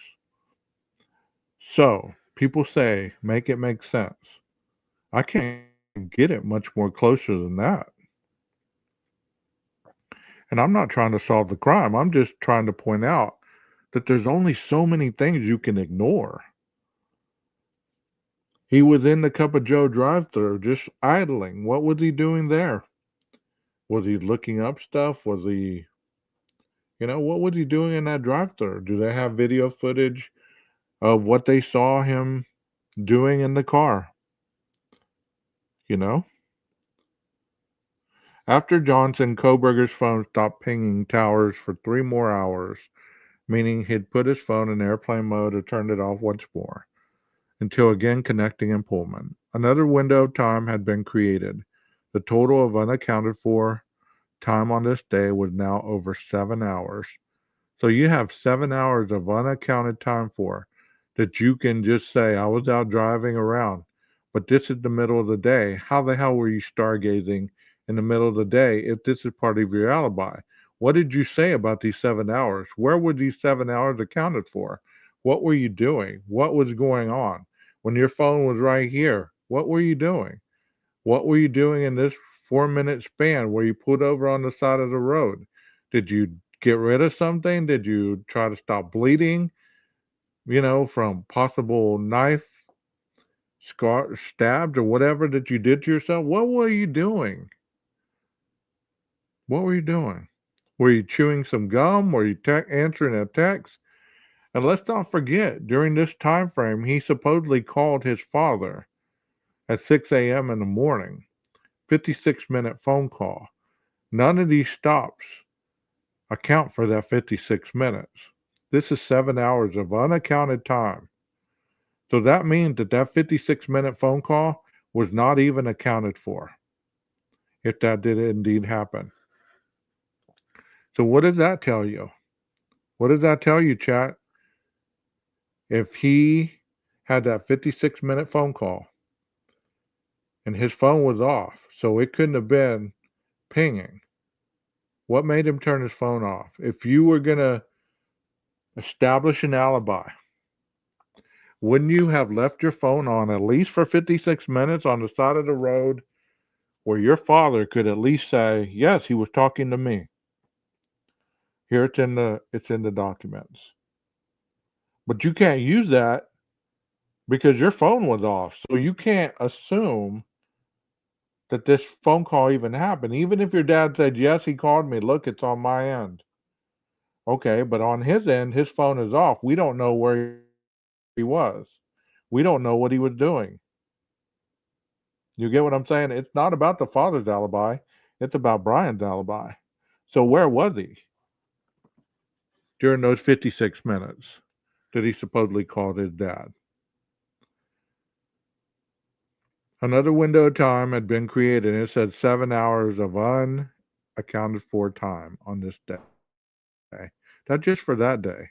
There were no nearby places without coverage, so the lack of ping could have only been from deliberately disabling his cell, just like before the murders. East Coast newscasters would soon dissect Koberger's route, calling the roads and towns he traveled through the middle of nowhere. Although to the residents of Blaine, Clarkston, Johnson, and other towns, it was certainly somewhere, their home, which would soon enough suffer from the publicity that brought true crime tourists rummaging through their fields and irrigation ditches. Understandably, public curiosity was stoked by lingering questions about what exactly Koberger had been doing along his route. First, in the 67 minutes immediately after the murders, when he drove south from Moscow and then circled back up into Pullman. Then in daylight again, traveling backward from Pullman past the Snake River and eventually circling home. So many hours unspoken for by electronic data was an unusual circumstance because a lot of us don't turn our phones off for anything unless we're being bugged by a bill collector or whatever. Another thing that I want you to think about, he had the capability of backtracking and turning around and all this stuff. When he drove back to Pennsylvania with his dad, what did he do? Instead of going straight across, no, he went south and then over. What was he trying not to be captured on? What was he doing?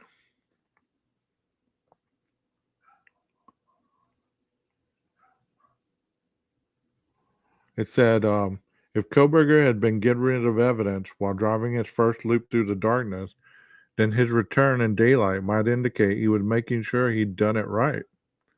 Or perhaps he had more to get rid of. How Stephen McDaniel flushed his bloody clothing down the toilet. So it's not without reason that you can't get rid of evidence in your own apartment. Why would you need to go driving around and all this stuff for all this amount of time? Not very bright, in my opinion, but you know what? I didn't commit the crime, right?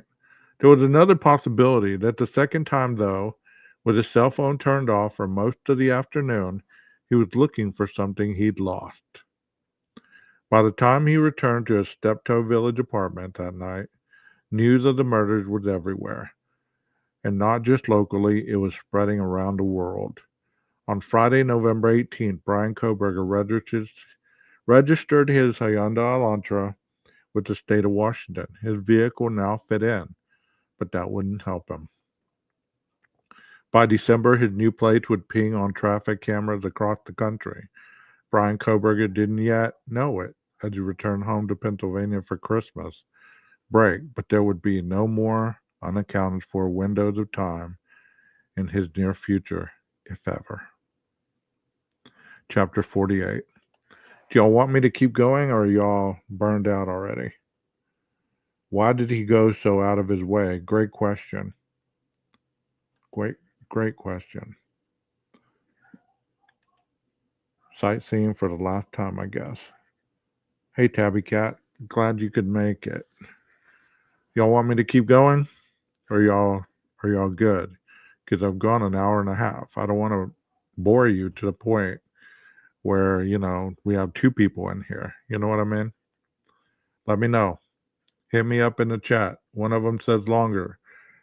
I need at least 5 responses before I'll do anything more. Okay. There's 2. I'm enjoying it. So we need 3 more. Keep going or, keep reading, whatever. So we got 2. I need 5.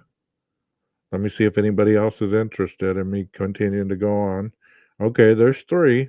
Now we need 2 more. Is there going to be 2 more? I'm good. Keep going. Okay, there's 4. There's 5. Okay, we got 5. All right. Chapter 48. The King Road homicides were dominating the news circle, and their horrific deaths were the stuff of nightmares. In the face of such evil, everyday citizens found themselves with broken hearts and interrupted sleep. Koberger, in contrast, seemed to have a newfound pep in his step. 4 days after the homicides, when most students were around Pullman in Moscow were fearing a killer on the loose, many packing up and leaving campus early for the Thanksgiving break, Brian Koberger reportedly attended a routine medical appointment close to the Steptoe Village apartments and was oddly upbeat and personable. A receptionist at the medical office where Koberger had arrived for a previously scheduled checkup told the online news source Insider that she found him exceptionally friendly during the appointment, and the rest of the staff had also been favorably impressed. So if you noticed that this person, one more time, pattern, pattern, pattern, pattern. So if he kept this appointment, that meant he went to that office on prior occasions, so they would have noticed his demeanor, whether he was talkative, whether he was friendly, whether he was this or that. But on this visit, they noticed a distinguishable difference in his demeanor. That stands out. I don't care what you say. That stands out. That is different. Does it make him a killer? I'm not trying to make him a killer. I'm not trying to make him guilty. I'm just presenting the obvious that's right in front of our faces. This is more than he can overcome, I'm sure.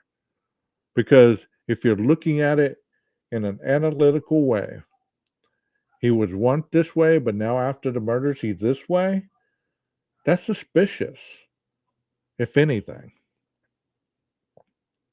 He's so nice and charming, the receptionist boss had remarked, and the boss didn't often speak warmly of their patients.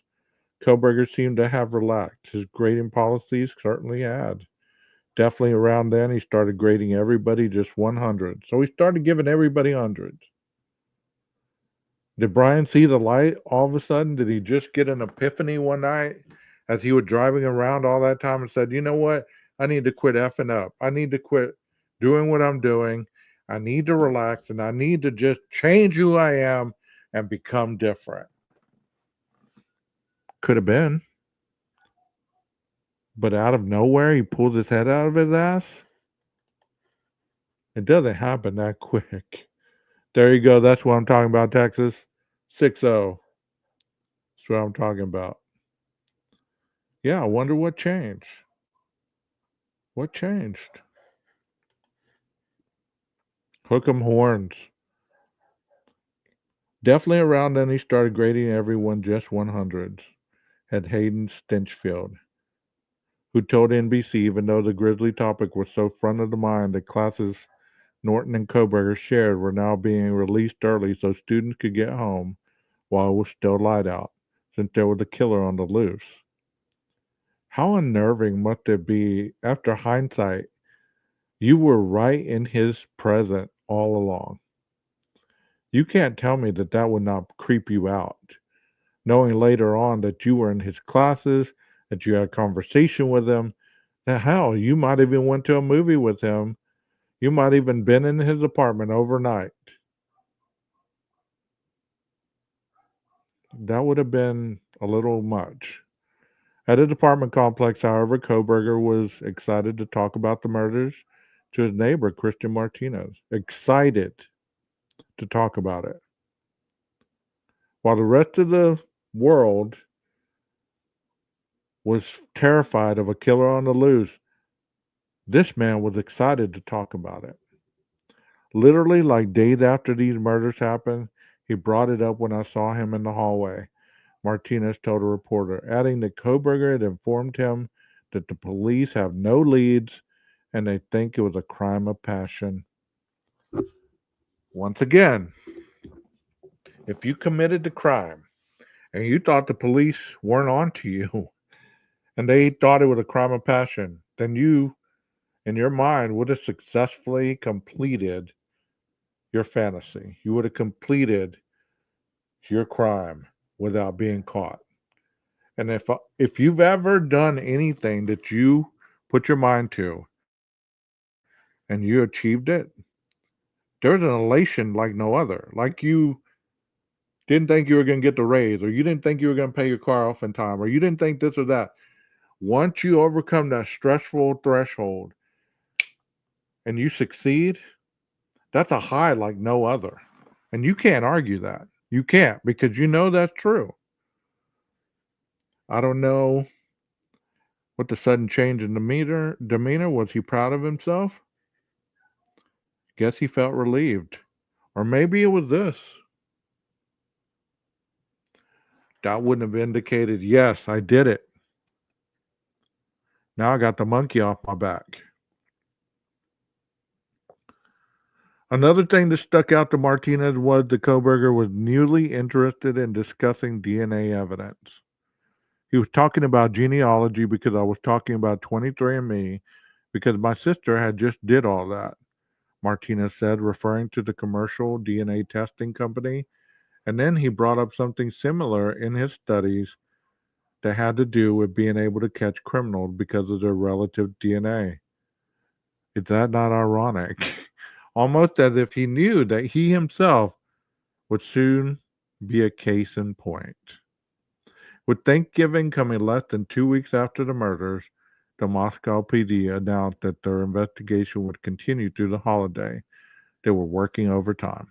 On Thanksgiving Day, Koberger texted neighbor Martinez, "Happy Thanksgiving to you and your family." Many students who had gone home would not return. They celebrated Thanksgiving with their families and stayed there. Within days of the holiday, snow began to fall, and it would keep doing so throughout the month of December. Koberger, according to that leaked personal file, met with Professor Snyder and graduate director Willits on December 7th to talk about how his improvement plan was going. His superiors agreed that there had been progress, although the nature of that progress is unclear. Just days later, however, Koberger and Snyder had another verbal altercation. After that, Koberger's superiors began planning the termination of his teaching assistantship. They wrote to him on December 11th, requesting another meeting. Koberger's father was in town at that time, so it's unknown whether Koberger saw the email. The two were already preparing for the drive east for Christmas break. A few days after Koberger reached Pennsylvania, his teaching assistantship was terminated. In a practical sense, so might his PhD studies have been, since he would not have had any funds to pay for it outright. Had he known this before his trip, he might have packed up the contents of his apartment, including the computer tower he'd left behind. Wow, I wonder what's on that computer tower. Wow. Yeah, the release. The build up, build up, build up, build up. Boom! Yeah. I wonder, after all his research, did he write a final paper that was for his eyes only?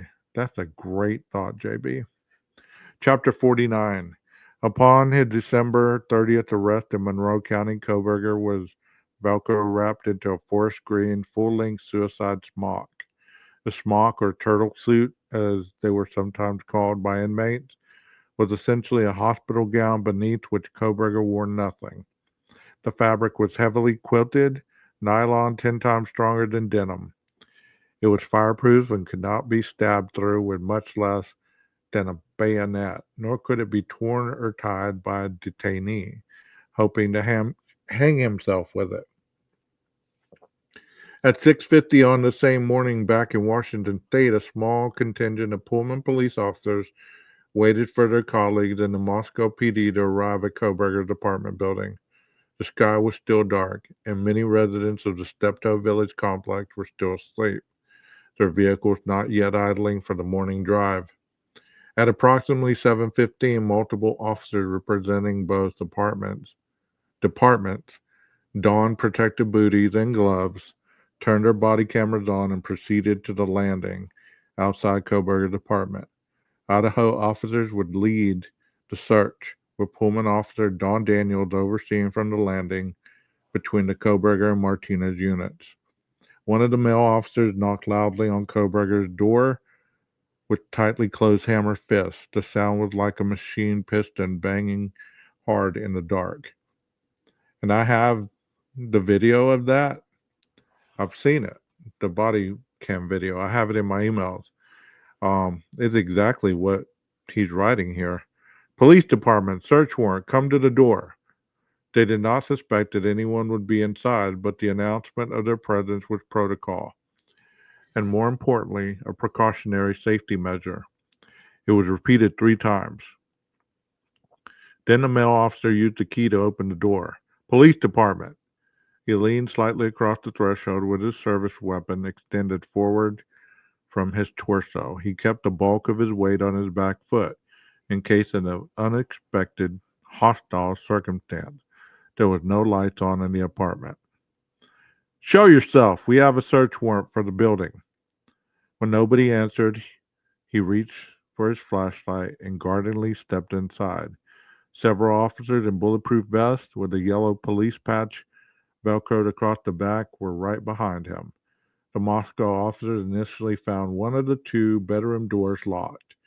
Pullman Officer Daniels knew from experience that the Steptoe Village Apartment management often secured any bedroom not being leased in an apartment unit, as the leasing prices were per person, and management strictly controlled residency numbers. She provided the searching officers with a key, and when the second bedroom was opened, they found it was completely empty. The room had been vacuumed and cleaned and did not appear to have been occupied by Koberger at any time. Idaho crime scene technicians began to process the apartment. They immediately noticed that Koberger's unit was sparsely furnished. There were few belongings, and the trash cans were empty. There was no shower curtain in the bathroom. This was noteworthy. A killer who had showered after his crimes would want to dispose of the curtain to banish any trace evidence, such as blood or skin cells from the victims, that might have splattered on it. That's what officers were looking for: residue of blood or other bodily fluid, or human tissue or cells, but also any knives or knife sheaths or dark colored clothing or shoes with a diamond patterned sole, or human or animal hair fragment that would match one of the victims or Kaylee Gonsalves' dog, Murphy. According to search warrant documents, they also hoped to find any of the following additional evidence, even if circumstantial, of Koberger's involvement in the King Road homicides. So these right here, to, I know there's people in here that know about search warrants, but I want to educate those that don't, because people sometimes believe that whenever you go into a residence with a search warrant, you can look for anything you want to. No, it has to be specific, and it has to be what's on the search warrant. Like this says, any digital or printed images of the victims, data compilations of showing an interest in or planning a murder, violent assault, stabbing, and or cutting off people. Data compilations showing details of the King Road resident. So what we've learned is about his porn searches. That does show violence. That does show the capability of someone researching somebody sleeping or being knocked out. Data compilation showing the location of Koberger or his cell phone on the night of the murders, including Wi-Fi logs or metadata from the photos, social media posts, cell phone apps, or computer towers, laptops, or tablets. Electronic devices and accessories which might show evidence of their use or review of other murders or violent assaults. It showed where he reviewed the YouTube on the YouTube streets. He was reviewing it over 60 times according to Dateline, and he was also looking at other stuff, to avoid detection after the commission of such crime. So if there was any search history that showed he was Googling how to get away with murder, how to dispose of evidence, da da da da, stuff like that, it would be all over his computer tower or laptop or tablet. Sometimes the data found on a perpetrator's computer was all of prosecution needed to tip the scales for a judge and jury. From Koberger's apartment, officers seized the computer tower he left in the bedroom, along with an Amazon Fire TV stick. And none of this information has ever been brought out. We don't know what was on that tower. We know what some of the searches were. He was searching for the K-bar knife on Amazon, purchased it, and then went back to search for another one. He searched porn. He searched the YouTube stuff about the King or the Idaho 4 murders. But what was on this Fire Stick, which would have collected personal data associated with Koberger's viewing history? Did he view any kind of movies or any kind of stuff that would also prove guilty mindset or negligence? In the entryway closet, officers found a round padlock of the type often used to secure storage lockers. A key for the lock was on a TV stand in the living room under what appeared to be Koberger's office keys. Wondering if the apartment complex had such storage lockers for his resident, they contacted the apartment coordinator, who told them G210 had an assigned storage closet in nearby building F. Officer Daniels contacted the judge to amend their search warrant to include Koberger's storage locker. The amendment was done over the phone, and Officer Daniels recorded the call with their body camera and would later download the video into digital evidence in lieu of getting a signature from the judge in person, which we found out and what I was reading the other day that can be done. That's why a probable cause search warrant can be done without a judge's being present. Officers searched for Koberger's storage closet in Building F. They found the door to the closet had been left open, and there was nothing inside. Cobwebs clung to the interior of the closet as if it hadn't been used in months. In total that day, Idaho crime scene technicians had spent approximately 12 hours gathering evidence from Koberger's apartment. They compiled their crime scene logs and videotaped and photographed everything inside. At 7:30 that evening, they exited and secured the apartment door.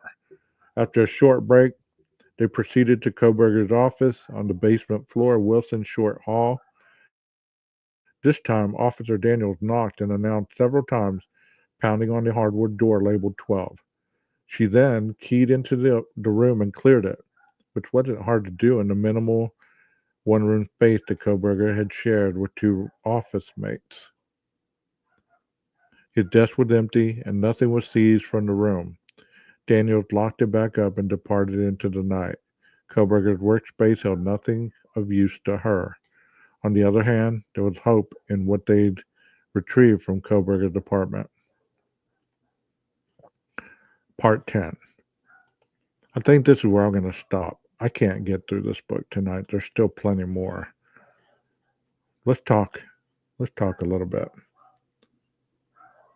So, I wonder, after all his research, did he write a final paper? I read that earlier. I just watched Law to go into his apartment last night, and they did it perfect with all the chain of custody. Exactly. That body cam is perfect. You're right. Smart TV store browser history as well. Didn't he have a smart TV? I believe he did. Let's see what this one. I have issues with corn for several reasons, but it's the type of corn. Oh, porn. He was watching. There was a huge red flag. You can say porn. See, it confuses me. I thought, what? We're talking about corn? I have issues with corn too. I don't like the sweet corn. I like the kernel corn.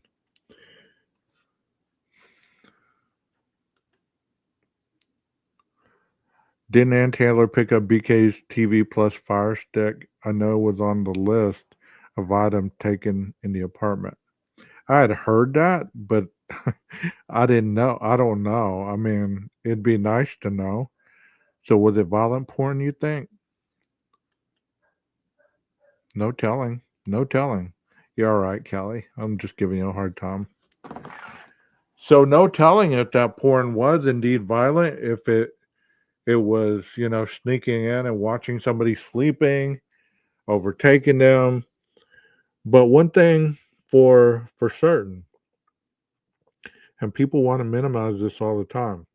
One thing for certain, there is a sexual element at the end of every porn video, as I've been told, because, I don't watch porn. Don't have to. I have a girlfriend.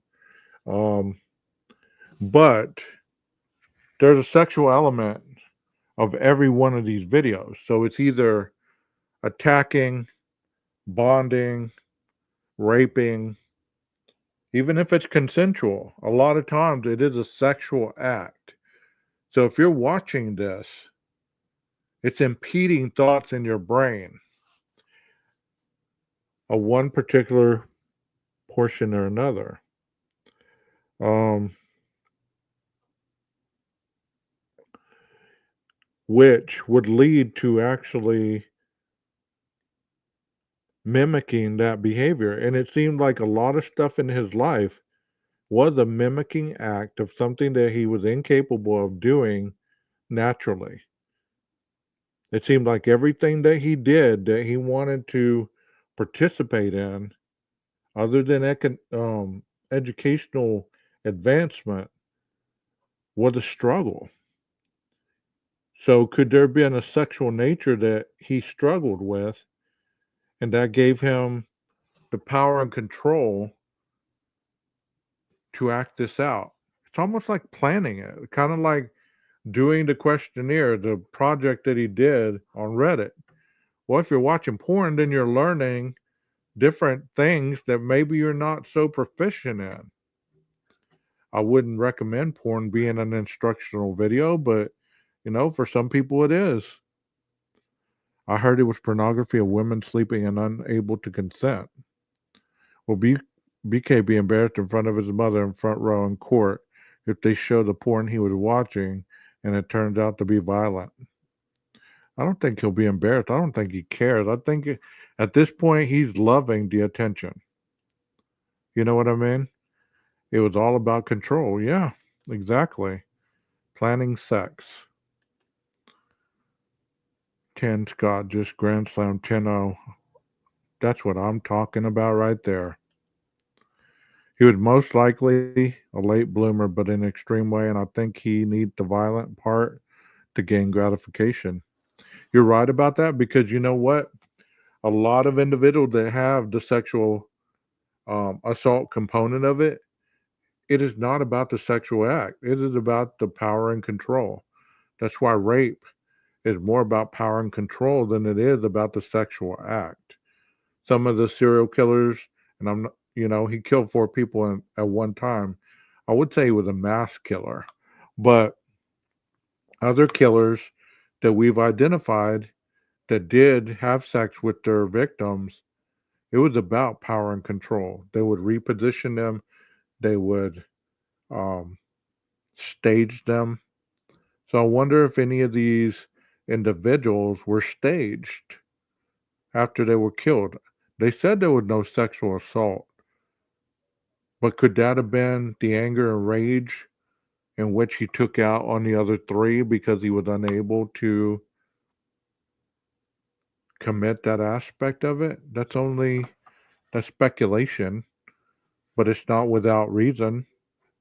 Because if you're watching this type of pornography, preparing to go in and watch somebody sleeping, and ultimately it leads to sexual assault or even a sexual act, would be planning, pattern.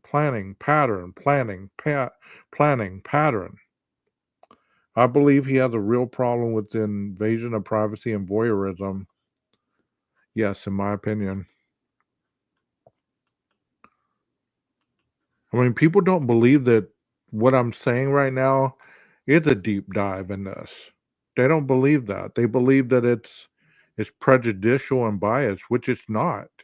If you're looking at this in a deeper value than just your made up stories and fantasies, it's almost like the other creators create fantasy just like a serial killer does or a killer.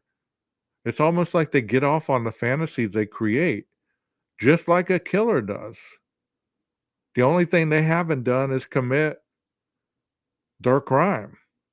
You ever wonder that? You ever listen to people talking about their fantasies or their theories? A lot of them get very maniacal laughter, very maniacal gleams in their eyes, and all this stuff just by discussing it. So that tells you about the manner of the individual speaking on the crime. They have that capability, or that is something that deeply excites them. Maybe that's why they continue to talk about it in the sense that they do, because it's not about fantasy for them, it's about a reality in which they get to speak without having to experience the backlash or consequences of breaking the law while doing so. Interesting to me. Interesting. Do y'all have any questions before I round this off? It is Friday night. I know I should be going longer, but I gotta go work out. Tonight on Banfield, she was going to be talking about Idaho 4. Okay. I'm going to just throw this question out there. Do you think BK did seances with his mother and sister Melissa? I've noticed talking about the girls in a disrespectful way. Of course. Seances. I don't I don't think so. If he did, then did that really have any, did that accelerate his criminal act? Did that give him invincibility? Kind of like the Mexican cartels that pray to the La Santa Muerte. You get what I'm saying? If you know anything about the cartels, you know that they worship La Santa Muerte, which is, supposed to protect them while they're doing their illegal activities and stuff like that. I mean, if I see any kind of seances or whatever that were performed in a cult like way, that's how I would view it. Nothing more than that. You get what I'm saying? Yeah, one of the cases that really um, intrigues me about La Santa Muerte was the Matamoros killings. I've read that book about 4 or 5 times, and you get so much out of that book. And it is so sad what happened to that individual, everything that they did to him. Maybe he channeled Bundy. Al Bundy? Help me score a touchdown while I'm in the house. I can't get it up any other way, you know. Sorry about that, woman. But you know, very very true. Mountain Mama, he could have channeled Bundy. You're right. I mean, it just weird how people's rituals, what's weird for one person could be totally normal to another. It's like people, and I'm not trying to offend anybody if this is you, but they have skulls everywhere with candles and all this macabre type stuff.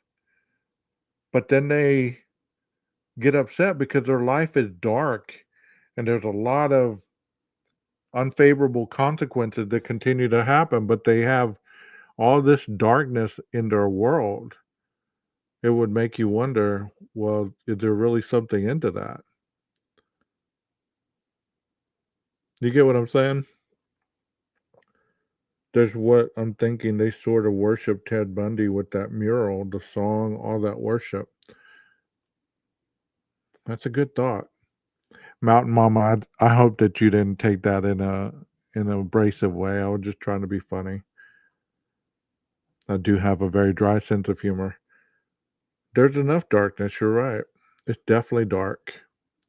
That's why, what you put out there into the world comes back to you. If you put nothing but negativity and darkness and, just evil, it comes back in different ways. It comes back in different ways. La Santa Muerte shops all over Los Angeles and a big parade in Mexico. My family is from Merida, Yucatan. Okay. It's kind of like being in New Orleans. I love New Orleans, But once you step into those voodoo shops, I don't know if you've ever been in one, but all of a sudden there's kind of like a something comes over you. It just feels like something takes takes over you. You know what I mean? It's like you're looking at all the voodoo dolls and all the skulls and the snakes and all the potions and all that stuff. It's just very dark. I mean, it's in any of those shops that, you know, it just I try to stay out of those things. Oh, thank you. Heavens no, I grew up with brothers with the same type of humor. Yes, I've been to Voodoo Museum in NOLA. All right. I went in one in New Orleans. Yep. I mean, it's very dark. It's very dark, and absolutely it always comes back around for every action. There is a reaction. And that's why some of these creators that have taken a stance in this case, you ever notice that they have health problems, they have health issues, they have all these things that are going wrong in their lives because maybe they're pushing the wrong agenda. Maybe they're bringing out the darkness. I believe Brian was a very troubled individual in so many realms. Whether that makes you a killer, whether it doesn't, the fact is he's still in custody 2 years and so many months later. You know what I mean? It's kind of like I'm gonna say this and then I'm gonna quit talking if there's no more questions. It's kind of like my junior year. We found this book in the yard, just thrown in the yard. Never seen it before. Nothing. And it was talking about witchcraft. It was talking about Satanism. It was talking about all this stuff. Well, one of my good friends, all of a sudden, he started reading this book and started becoming enmeshed in it. Like he could not break free from that book. And he started carving natus on his arm. They went and killed cats and took the blood out to the cemetery and vandalized the tombstones and all this crazy stuff. Like he would get into he would start chanting and he'd literally change into a different person. I don't know how much of it was act, how much of it was real. But regardless, every time I threw that book away, even if he wasn't around, that book always found its way back into the house. So, I mean, there's a lot to be said. For every good thing that there is an equal evil act on the other side. I'm not foolish enough to think that there's only good in the world, but I'm not one of those people that just focuses on the negative either. I try to be fair in all that I do. You know what I mean? Yeah, put on the whole armor of God. You're right. Yeah, that is weird. I didn't think about it at the time because I was young. I thought, this is just, whatever. But my grandma, she found out about the book, and she was a very highly religious Catholic woman, and every time she saw my friend, she would be telling me in Spanish, "Get that person out of my house." Blah blah blah. He's not good. He has an evil thing. Whatever. All this stuff. I mean, there's a lot to be said. There's a lot to be said. Yeah. There's the Day of the Dead. There's the individuals that are very highly into Halloween and all that darkness and the macabre and all that. It makes you wonder what their fascination is with the darkness. That should tell you a lot about that type of entity. It's like what you answer the door to, is gonna come into your world and it's gonna start affecting you. That's why I don't want to continue on with what I started with these people because it doesn't matter to me. They are dark in their lights, and no matter what they say, even light is reflected in the dark. So, you know, I just hope that, you guys do understand that this case is dark. Bundy's was dark. Richard Ramirez was dark. I mean, all these killers are dark soul, and none of them should be celebrated to the extent that their celebrity status are put on a pedestal to be worshipped at all. They are not to be worshipped. They're to be spoken on, to be brought awareness on, kind of like this Travis Decker guy. There is no way that that man should be ever put on a pedestal. But I'm sure there's somebody in the true crime community that is going to start putting him as the victim, not as a murderous person who killed three little girls. You know what I mean?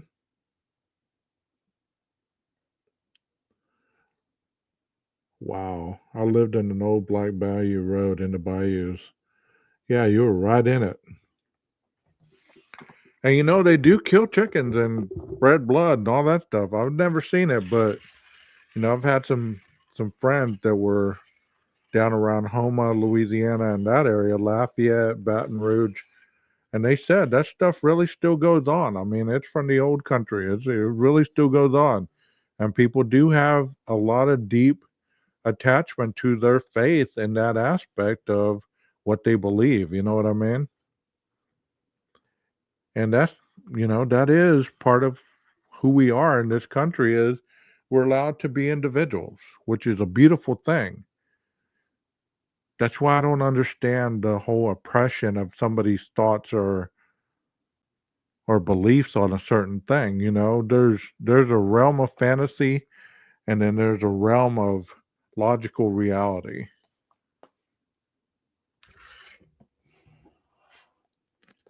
Yeah, Lafayette and Homa. They got an awesome little country store down it's not far from Homa. It's actually called the Country Store, and they serve an amazing shrimp poor boy. Amazing. It's a little country store, but they have a deli and like a kitchen, and they serve, poor boys. And that place is amazing to get food at.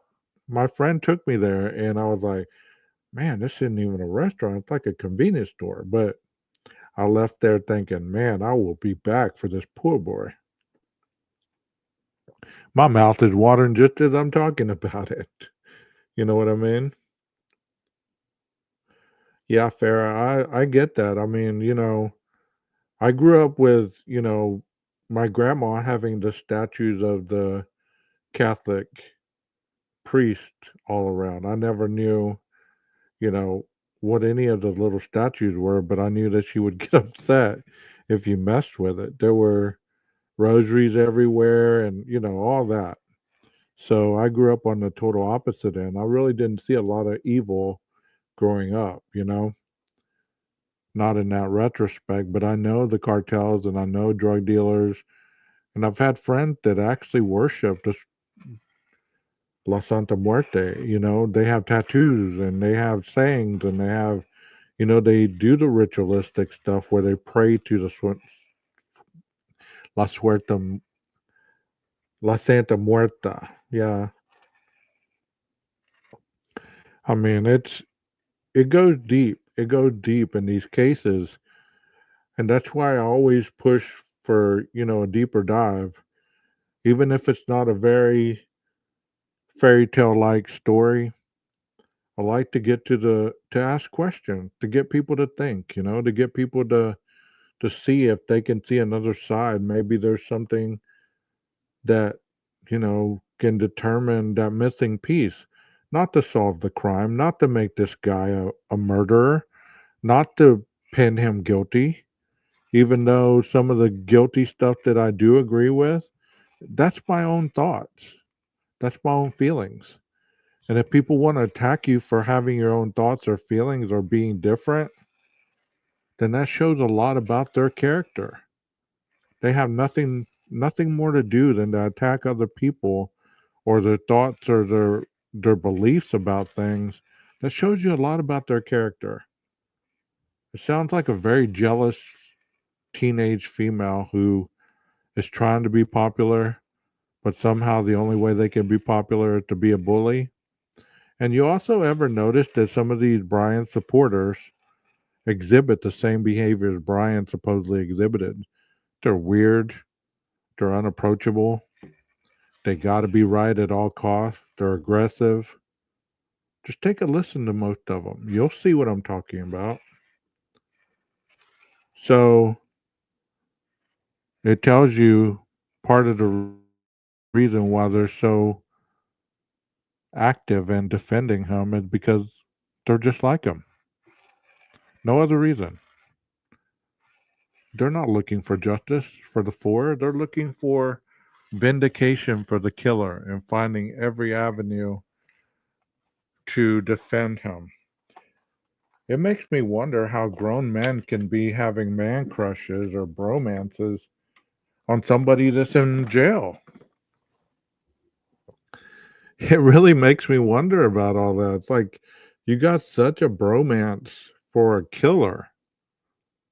You've done everything but get a tattoo of the man on your arm or started dressing like him or, even talking like him. Very true. Reminds me of high school girls, 12. Yeah. Sit around all day long talking about how other people suck and this and that and the other and they're this and that and they don't dress like you do and all this other stuff. It's like, come on, man.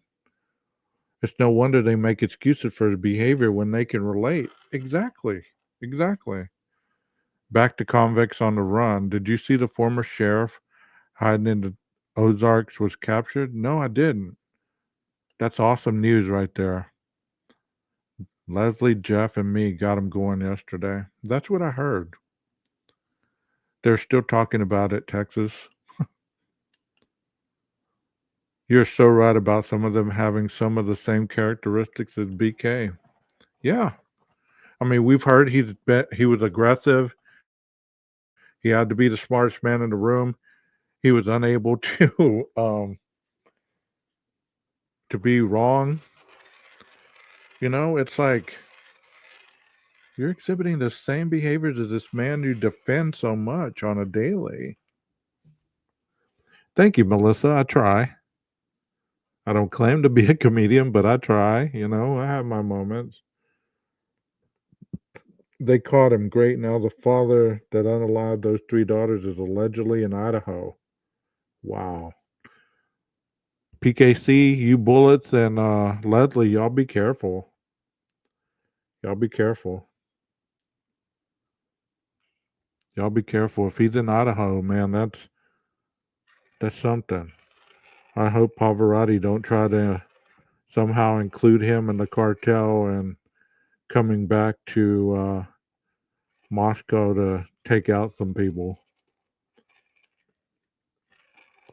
I saw the thumbnail for News Nation right before I came in here. I will have to watch later. Yeah, let me know. Let me know. I'll probably go and watch it myself as well. Let me see right quick if I can find that body cam video. Like I said, it's among so much stuff. If y'all know where that body cam video is, um, let me see if I can just Google it. Body cam on the search of Brian Koberger's apartment.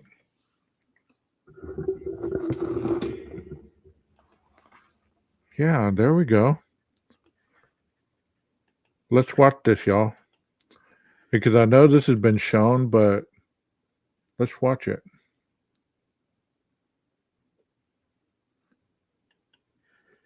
I don't think that Hitler will call a mistrial. I think we're going to trial in August, and he has plenty backup things just in case certain things continue to happen. I believe that if I were Brian, I'd start to make right with so many wrongs if he's able to do that. or if he can even comprehend that he'd done anything wrong. So let's watch the body cam footage. Here we go. Video of a search warrant being executed at Brian Koberger's WSU apartment. He's accused of killing Xana Kernodle, Ethan Chapin, Madison Mogan, and Kaylee Gonzalez back in November. Police department, search warrant, come to the door. So in this newly released video, you can't see much. Officers redacted quite a bit of the footage to preserve their case against him, but you can see them enter his apartment and file away a few things. From an unsealed search warrant, we know some of what they took: a black disposable glove, multiple suspect hair strands, including an animal hair strand. That's notable because it doesn't seem like Koberger had a pet, and one of the victims did own a dog. A dark red spot in the apartment sampled for testing, reddish brown stains found on a pillow, and multiple mattress covers with stains. Koberger's next scheduled court date is June the 26th. That's another thing that people do that I think is funny is whenever you start to tell them, well, what about this evidence? What about that evidence? Like all that list of evidence that was just shown right there that they took from his apartment. They're quick to say, well, that don't mean anything. That don't mean anything. Okay, well, tell me where the dog strand came from. If you're so educated, where did that dog strand come from? What was on the pillow? What was that dark brownish blood stain on the pillow? What was on that comforter that was wrapped up with distinctive wording on it? Since you don't believe that that was evidence, then show me that it wasn't evidence and explain it to me. Don't just get angry and deflect the question. You get what I'm saying? That's what I don't like. It's people just get angry and they use their anger as control to deflect the question, or they change the subject. And it's been that way for 2 years and so many months. That that we've been talking about this case. And I'm talking about a lot of creators and a lot of chat members, mostly chat members, but creators do it too. You know, don't just answer a question with a question. If you don't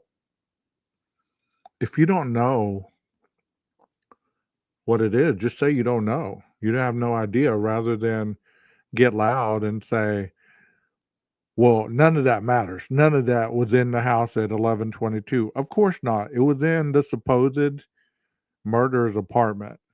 Anytime they search anybody's apartment, they take out evidence. I don't know where you've been, what you've seen, what you've been looking at, but all this stuff, procedure wise, is pretty elementary and it happens in every case.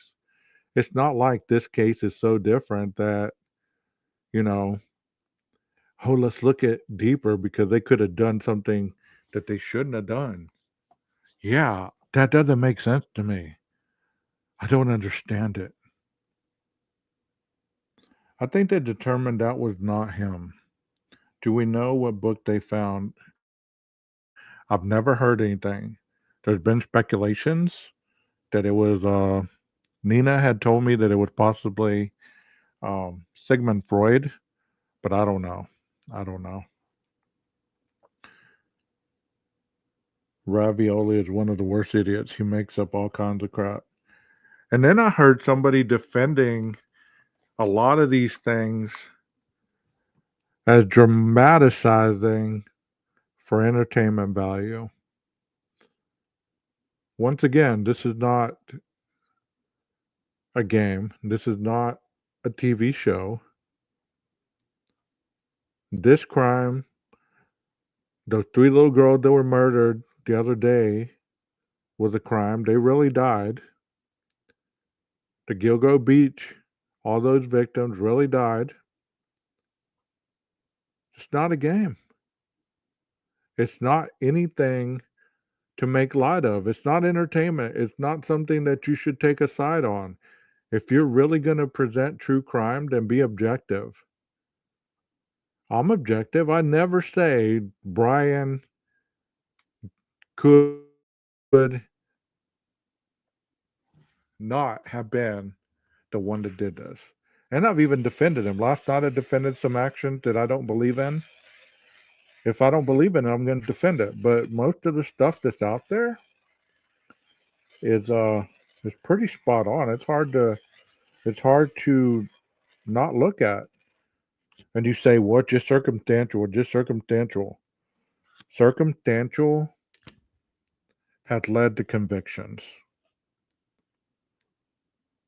And in case you don't know, in case you're presenting this as people don't know what's going to happen if he is found guilty, there's an automatic appeal. Quit making it sound like if he's found guilty, then all of a sudden he has so much appealable stuff. There's an automatic appeal. There's an automatic appeal. And there's the penalty phase and all this other stuff. Quit making it sound like these people are just going to come to bat for this man.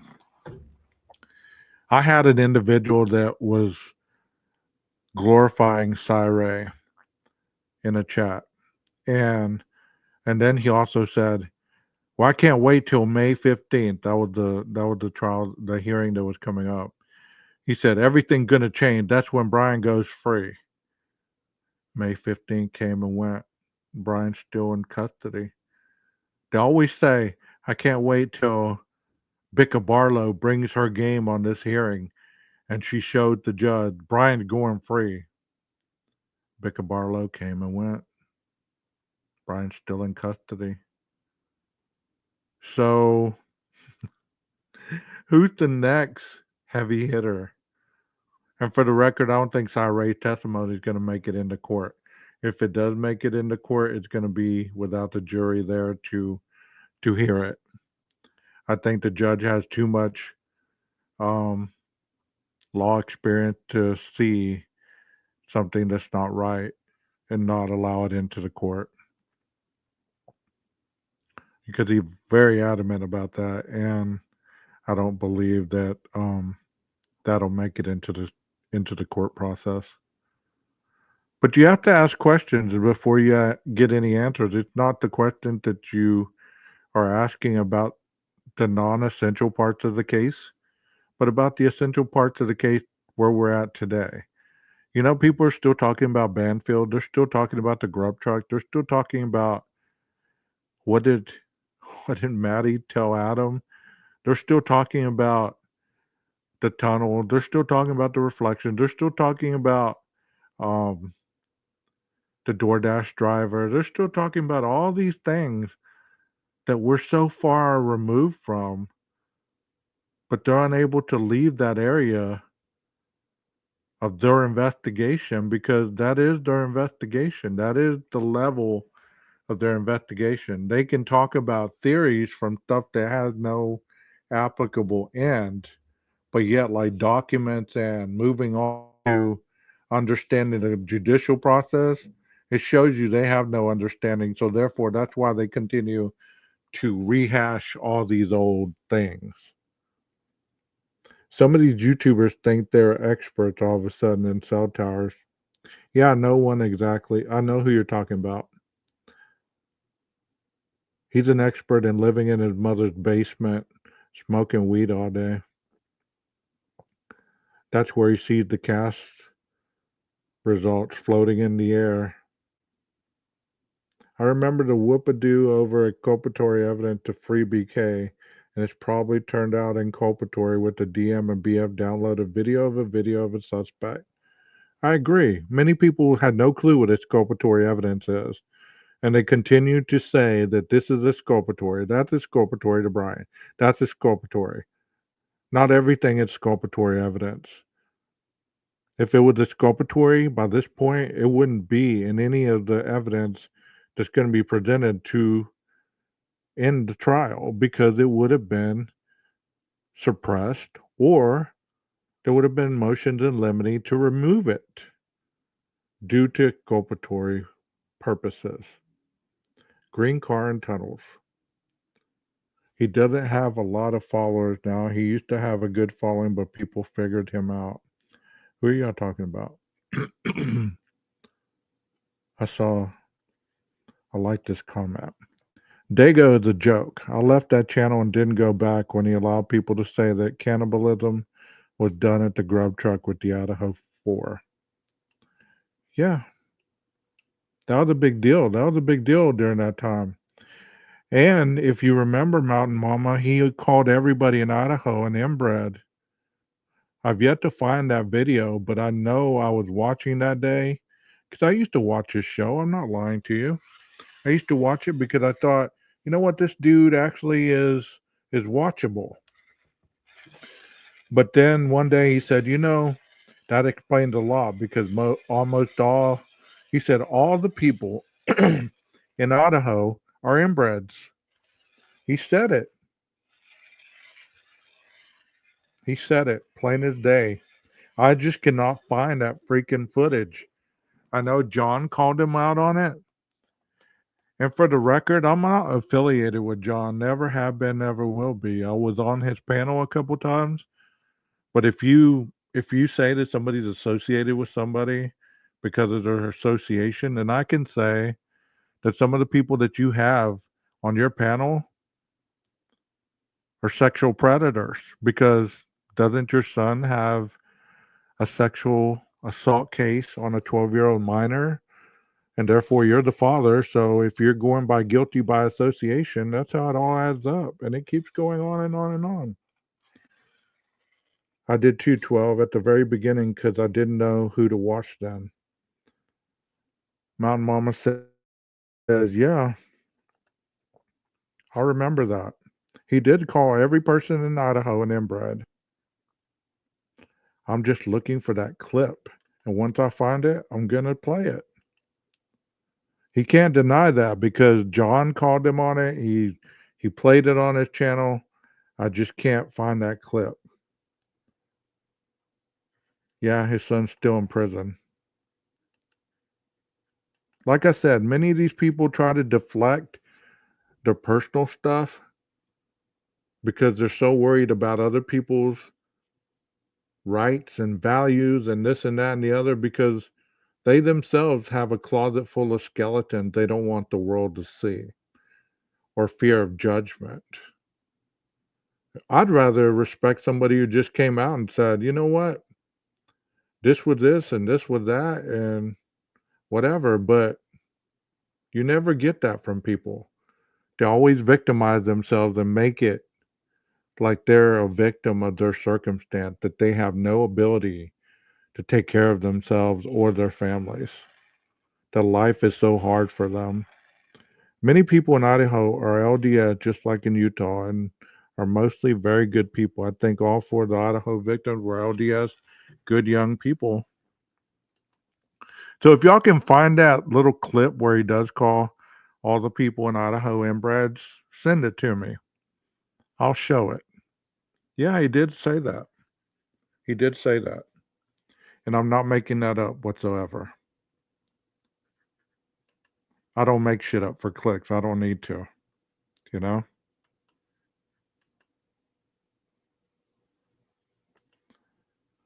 And another thing, guys, if y'all are in any of these chats, y'all don't need to defend me. I don't want y'all to be attacked just because of what I say. I know that you probably are in agreement with what I say, but I'm not trying to start a war. I'm just trying to get people to stop talking about me because what I do is totally different than what other people do. And when they start putting my name in their mouths and their live streams and everything that I said and did, and it's so misappropriated that what's it for? And I'm not trying to destroy Dago. I'm really not. But you know what? He had the capability of playing the victim and using everybody on his panel as a mouthpiece. So he needs to be accountable for that. He really does. But I'm not the one to hold him accountable. I could be. I could destroy that channel if I wanted. But for what? But for what? I could destroy a lot of channels, but for what? These people aren't that important to me. I just want them to keep my name, my subs names, and attributes and quit calling names and keep my show out of your mouth. That's all I'm saying. That's all I'm saying. Because you keep talking about it every day. Every day. You know? I believe you guys. Unfortunately, I've seen a change in him. I don't understand where that anger is coming from, especially when someone don't agree with them. Yeah, I saw somebody get told off today. I still watch him. I don't agree with anything he says or does, but I still watch. I still give him the little bit of time that he can get my 10, 15 cents in his monthly algorithm AdSense revenues. That's really nice. He was such a good young man. All four wonderful young people. He really isn't who he says he is, unfortunately. That's true. You ever notice how he has certain mods and then all of a sudden, bam, they're gone? You never hear what happened to those mods. You never hear what kind of behind the scene Discord stuff there was. But we know what happened. Dago, we know. And we've known for a long time. Come clean, dope fiend. Come clean. That's all anybody wants, I'm sure. For people to be real so they can trust these people on these panels rather than to be donating money to somebody who behind the scenes is talking crap about your chat. You know, I used to be on Discord with you guys as well. You remember that? I used to see what you wrote. I used to see how you talked about people in Discord, how you'd say certain things about certain people that donated money to you, about how desperate they were for attention, but you were the one begging for the money. It's sad. It's sad. You're so right. The mask always seems to slip eventually. I'm so glad that you guys see what I've been seeing for a long time. Oh, we know it. We know it. It's Dago's almost 15-year anniversary. Happy anniversary, Dago. Yeah, make sure you call him Dago. You don't call him by his real name. He doesn't like his real name, obviously. When Rock Chalk left, he lost his money train. She doesn't say anything bad. She just left.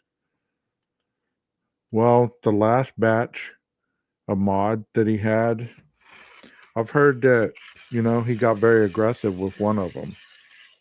Whether it's true, whether it's not, I don't put it past him. I don't put it past him based on what you see on the camera now. That Mr. Jumpy around guy that he's claiming to be now, that's just deflecting anger so he doesn't go off on everybody. Yeah, more class in your pinky finger than he has put together. Yeah, don't call him Joseph. True. You be sure to call him Dago, Texas. How dare you call him Joseph? But like I said, I don't wish any I don't wish to even compete with that channel because it's not even the same. My channel's been up here for a very long time. But yet they worry about me like I'm part of their crew or something. Look at all his subs and he only has like 13 or 20 people in chat. Well, maybe because I have people from around the world, you dipshit, that maybe don't talk fluent English, so that's why they don't come into the chats. You ever thought of that? I still have numbers. But you know what? Whether people want to admit it or not, everybody on YouTube that's a creator promotes their channel. It's smart business decisions. You promote your stuff because you want to get out there. I didn't even know about promotions until one day I was looking at it. I was like, "Oh, okay. Let's see what this is about." But yeah, you still have to pay for it. So a promotion thing is a paid thing. I do want more people in here. So yeah, what else you got to say? They say I've changed. I've changed for what? He said he was the grandson of an Indian princess. I took issues with that. An Indian princess. Maybe he was an Indian princess, Rhonda. You ever thought of that? Yeah, I've always believed in quality over quantity. I agree. I agree. I started with 5 subs a year ago, a year and a half ago now, probably. I'm telling you that it makes a difference who you have in your chat, and you have a great group of very intelligent, interesting people. I would rather have 15 regulars than a bunch of people. No such thing. You're no different from the first time I saw you at another channel. Well, thank you for that, JB. Because I try to stay consistent. I was on John's channel. I won't deny that. And, John, if you still watch, I have no ill feelings towards you. You are your own person. But I've always rode alone, I've always done my own thing. I don't mind intermingling with people. But I'm quick to see people's true colors. And once I see their true colors, it's time to bounce. It's time to be myself, You can be who you are. I'm just going to stay over here. Some cool dudes. Yeah. I mean, so, am I perfect? Have I done some shit on these streets that I'm not proud of? Of course. But one thing I won't do is go hand to hand. It's like some of these creators are more vicious toward women than they are the men. Like with the men, they'll get a little vicious, but they go toward the weaker men as they see them. But you get a woman talking crap, boy, they're on it. They're like yelling at the top of their lungs and cussing them out and all this stuff. And you're like, oh, no wonder that domestic violence charge was on your report. Makes sense. Totally. But you know what? I want to quit talking about this because it deserves no airtime, really. I've spent more time than I really want to on that. And speaking of domestic violence, I do want to do a show on DV this weekend. I know it's a hard topic for a lot of you, but it needs to be discussed. It needs to be talked about because there is a lot of women being killed, and for a very long time, by their partners, and it's never really discussed in the capacity where these women need a way out, how to do it effectively, how to understand how to get out of these abusive situations. So you women in the chat and men, I'd like for you guys to show up if you see this stream, because I'd really like your input on this. I know that I have the intellectual part of it, but I want your intellect on it. And I'm going to show a video that I made for one of them. Let me see if I can find it first before I promise you all this stuff. Here it is right here. Here's one of them. And I want to tell me what you think on this after it plays, okay?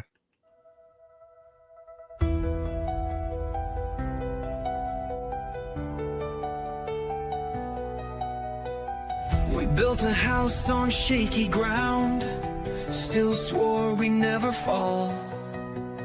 I gave you love without a count, but you were busy giving it to all. Midnight lies behind your smile, I hear the truth in silent phones. Your perfume ain't just mine a while, but I still wait here all alone. They say love should set you free, but I'm chained to what we used to be. Twine hearts, broken vows, you keep leaving, I don't know how to walk away when you come back around. Every kiss feels like a wound somehow.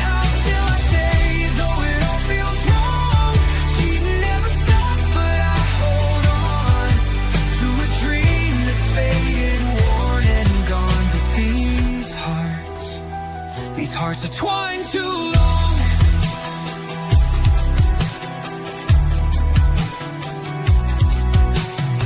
You hold me like a secret kept, one hand warm, the other cold. I know the names you won't accept, but your stories always have control.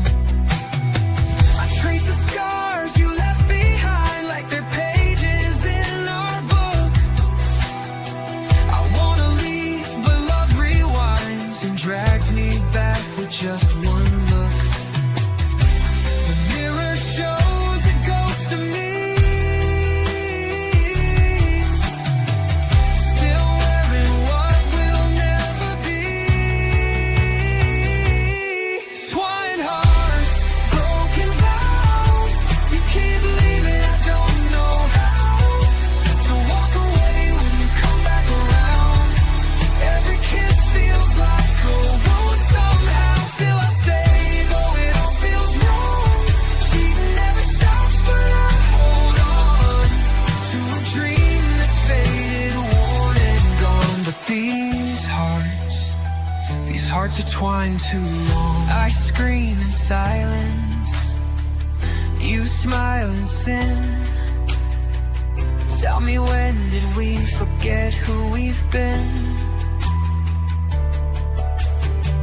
If love is war, then I've lost this fight, but I'm still here every single night. Wild hearts, broken vows, I should leave but don't know how.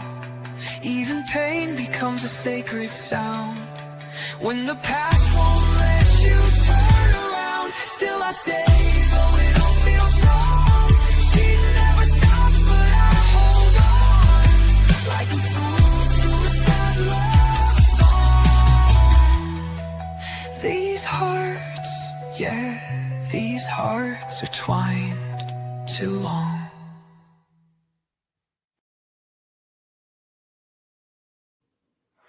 All right. So I made that video because I want to kind of incorporate with the visual of what domestic violence can start out being and then kind of go with that. So if you're in the area, make sure that you stop on in and give us your thoughts. I know it's a tough topic for a lot of people because there's a lot of us that were raised in families kind of like in the beginning of that video where we watched our parents fighting, our parents arguing, our parents, doing all that stuff, and it kind of incorporates a lot of our thoughts in our lives. You know what I mean?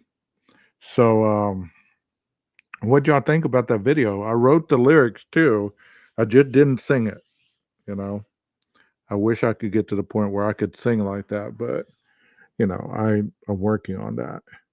Um, do you think that would be a good topic to talk about this weekend, possibly? Give me some feedback on that. What do y'all think? You think it's needed? You think we need to talk about it? Yeah, I wrote the song. I made the video.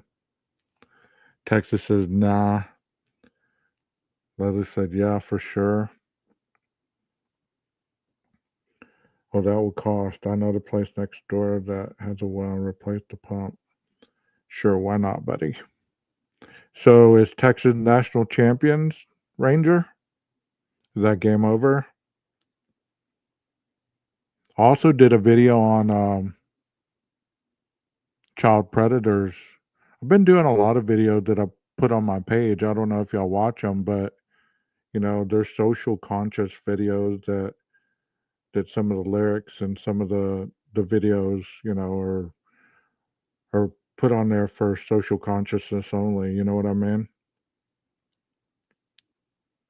Almost 10-3, bottom of the six. Thank you, Mountain Mama. 10-3. I think we're going to bring that championship to Texas where it belongs, right? Well, I was going to stop this show probably about an hour ago, and here I am almost an hour later. Am I the only East Coast guy here? I don't think so. I think there's some others, but they're not in here tonight. Leslie has been a member for 5 months. I thought it was longer than that, but it says Leslie has been a member for 5 months. Leslie, let me tell you a little story and then I'll get out of here. Leslie used to visit the chat off and on, and she wasn't convinced of guilt or innocence, because she had heard about guilt or innocence for a long time. And we played a Banfield video. She kept telling me about a Banfield video. And well, thank you, Leslie. You didn't have to do that, but thank you so much. And Jeff was on the panel that night. And Jeff and I were talking about something. I don't even remember. But she said, play the Banfield, play the Banfield. She had emailed me and she said, play that one part after that policeman. He says, whoa, did you hear that? And yeah, it's been longer than 5 months. I don't know where they calculate all that. But she says, do you hear that kid say, whoa, did you hear that scream or something like that? And we played it over and over and over. And then I finally heard it. I finally heard what she was talking about. And I thought, that's interesting.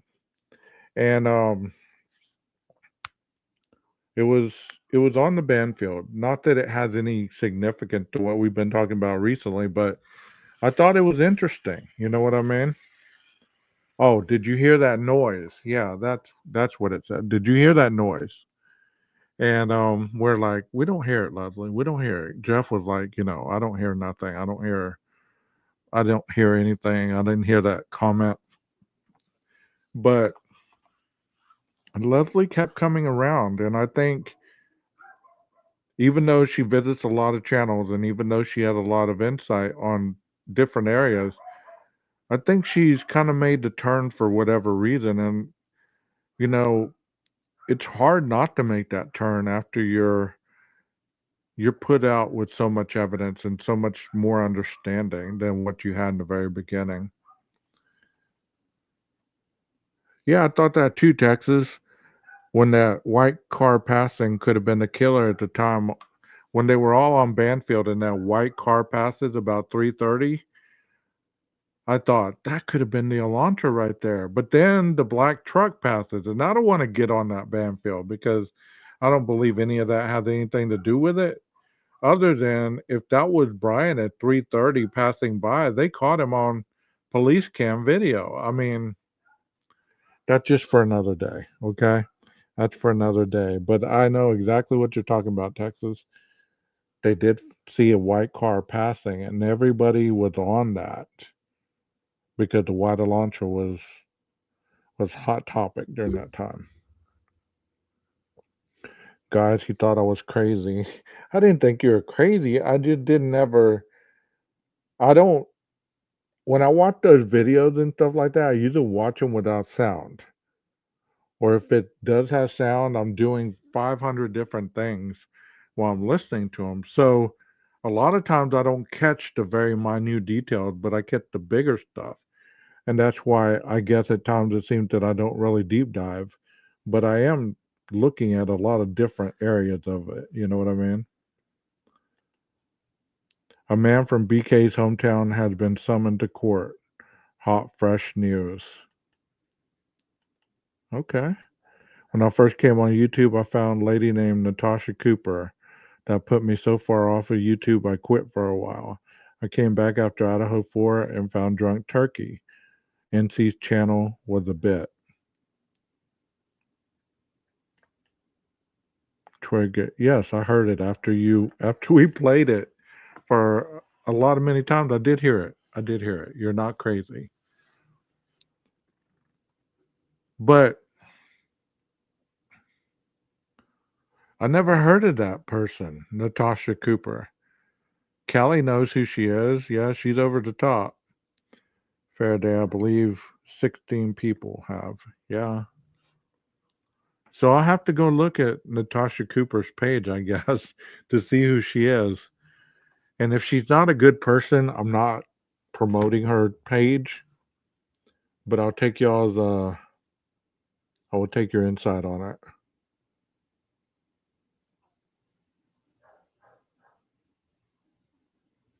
But I think for this Friday night, I think I need to get off here. I'm hungry. I still got a workout to get into. And like I said, possibly this weekend sometime, if I have time, we will do the domestic violence thing. And I welcome each and every one of you and any of you that are watching. I welcome you to come in and give your thoughts. Don't be shy. Come into the chat and give your insight on this because a lot of people, I will, Leslie. A lot of people have given some good thoughts and good questions.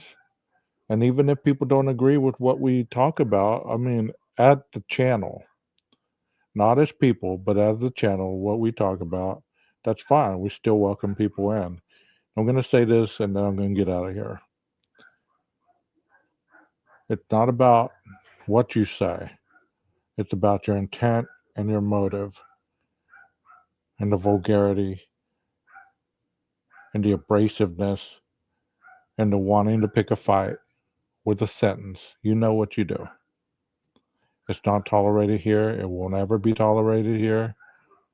And it's not the channel for you. I understand that. Hopefully you change your mind eventually, but if you don't, that's the power of free speech and it's the power to be an American, right? He said YouTube took Natasha's channel down. It was bad. She's hot but batshit crazy. I don't know who she is. Thanks for letting me know. I didn't have that information a minute ago. I have to catch up. But one more thing. If any of you have that clip of that individual saying that statement, clip it and send it to my email. I'd love to hear the context of that statement to see if exactly what was intended it to mean. Okay? So if you get that clip, send it to me in my email. I'd like to see what context that statement was made in. Oh, I was talking about a certain creator that called all of Idaho inbreds. The channel that you used to go to. Dago supposedly said it on his channel, and I want to see what context he said it in. Detective John used to talk about that, and I want to see exactly what context it was said in to make up my own mind. Because when I first saw it, I was shocked that he's called all Idaho inbreds, but I didn't ever get a chance to go back and check it out. So if any of y'all have that clip, send it to me in my email. I want to see what context it was stated in. And if it was in a negative light, then, it was in a negative light. Yeah. Okay. Well, y'all have a wonderful night. And Maestro, cue that music. Let's get out of here. Hook 'em horns.